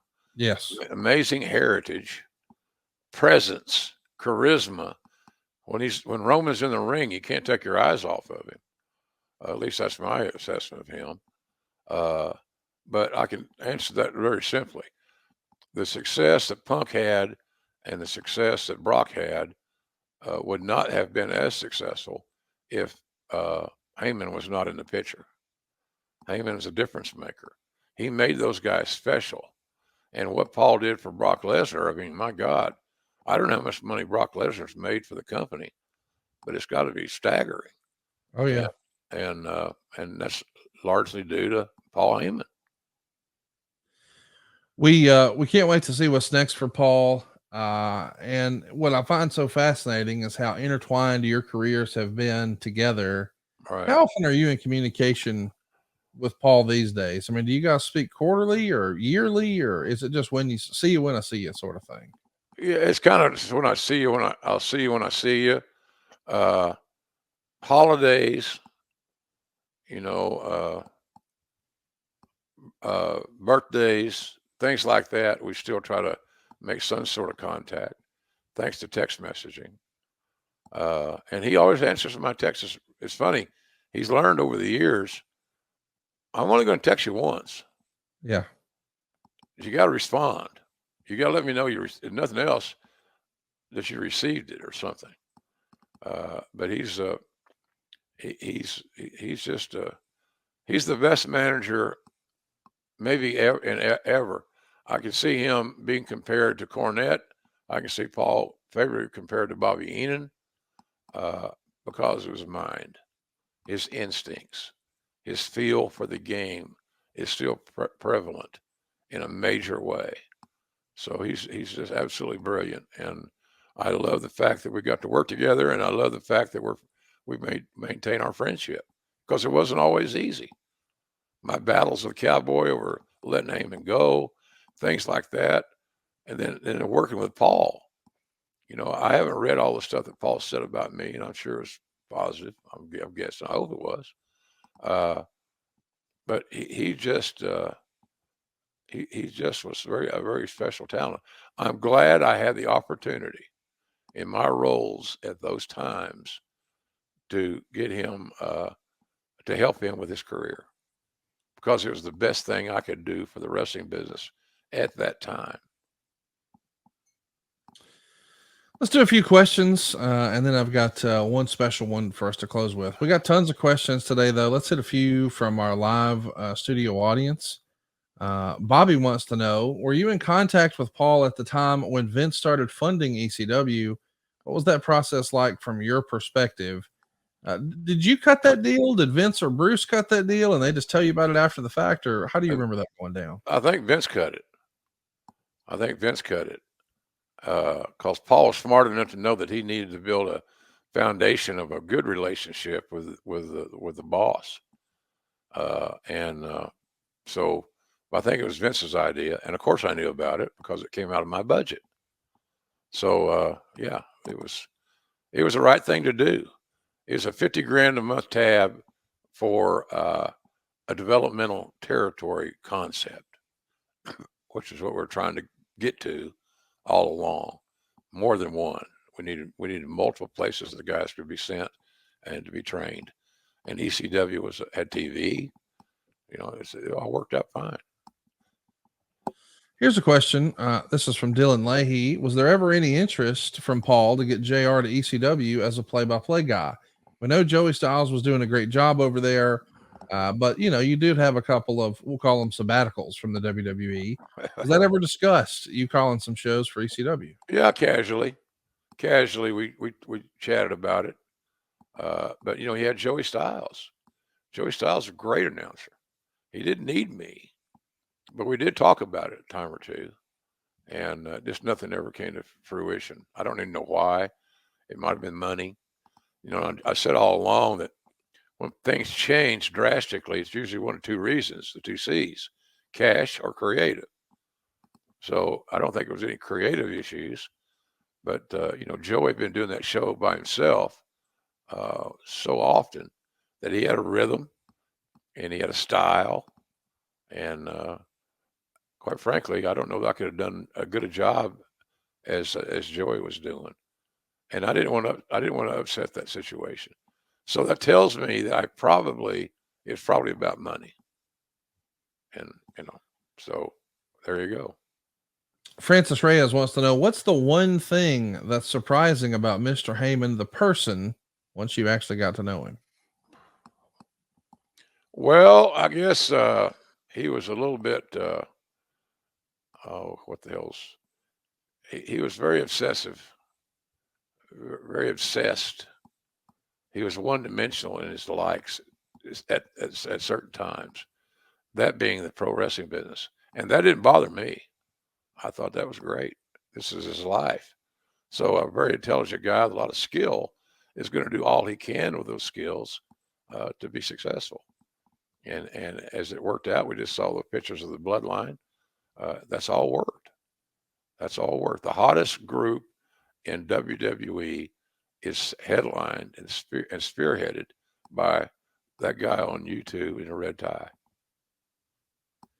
RCS 88 wants to know, had Heyman not been hired to work for ECW in 1993, do you think he would have been hired in the WWE in 1993? A good chance. Good chance. I think all you would have to do to appease Vince is have Heyman come to the studio and cut some promos. Just let us hear him, let us see him. And Vince had that thing, you know, where he would have a guy come in to do interviews, and he would pick the topics. Could be a mop, could be a bucket, and I think Heyman would have got that treatment. He'd have scored perfect score, and he'd have got hired. But Vince, as we know, always had, at least more often than not, his track record proves that.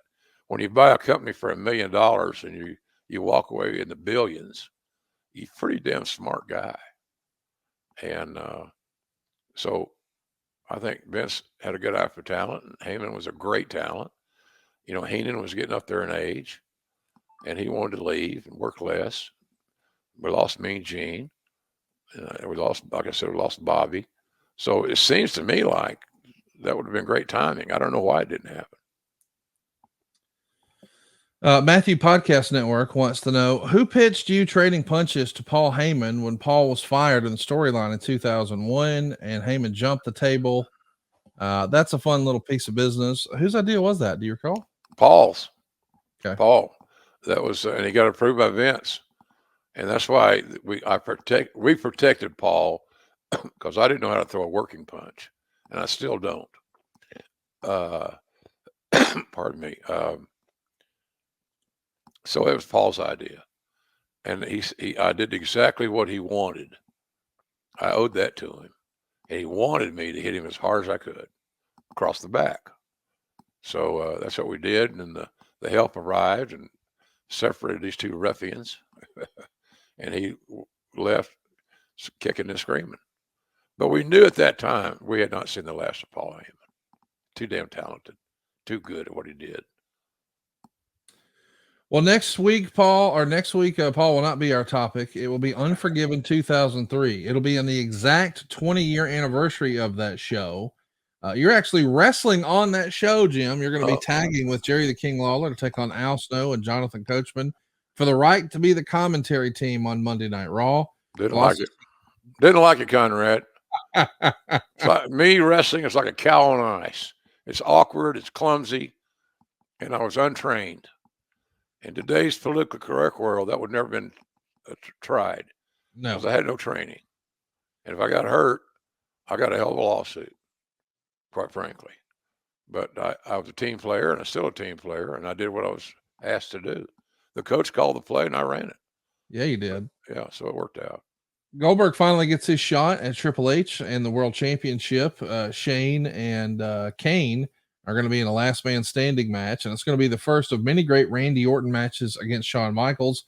In the coming months, we'll be touching on No Mercy 99, the ladder match that really made the Hardys Edge and Christian. We're also going to talk about your retirement from WWE in 2013. Halloween Havoc 1991 is on deck with Lex Luger and Ron Simmons in the main event. We'll also touch on a handful of Survivor Series. We're going to try to hit 93, 98, and 03.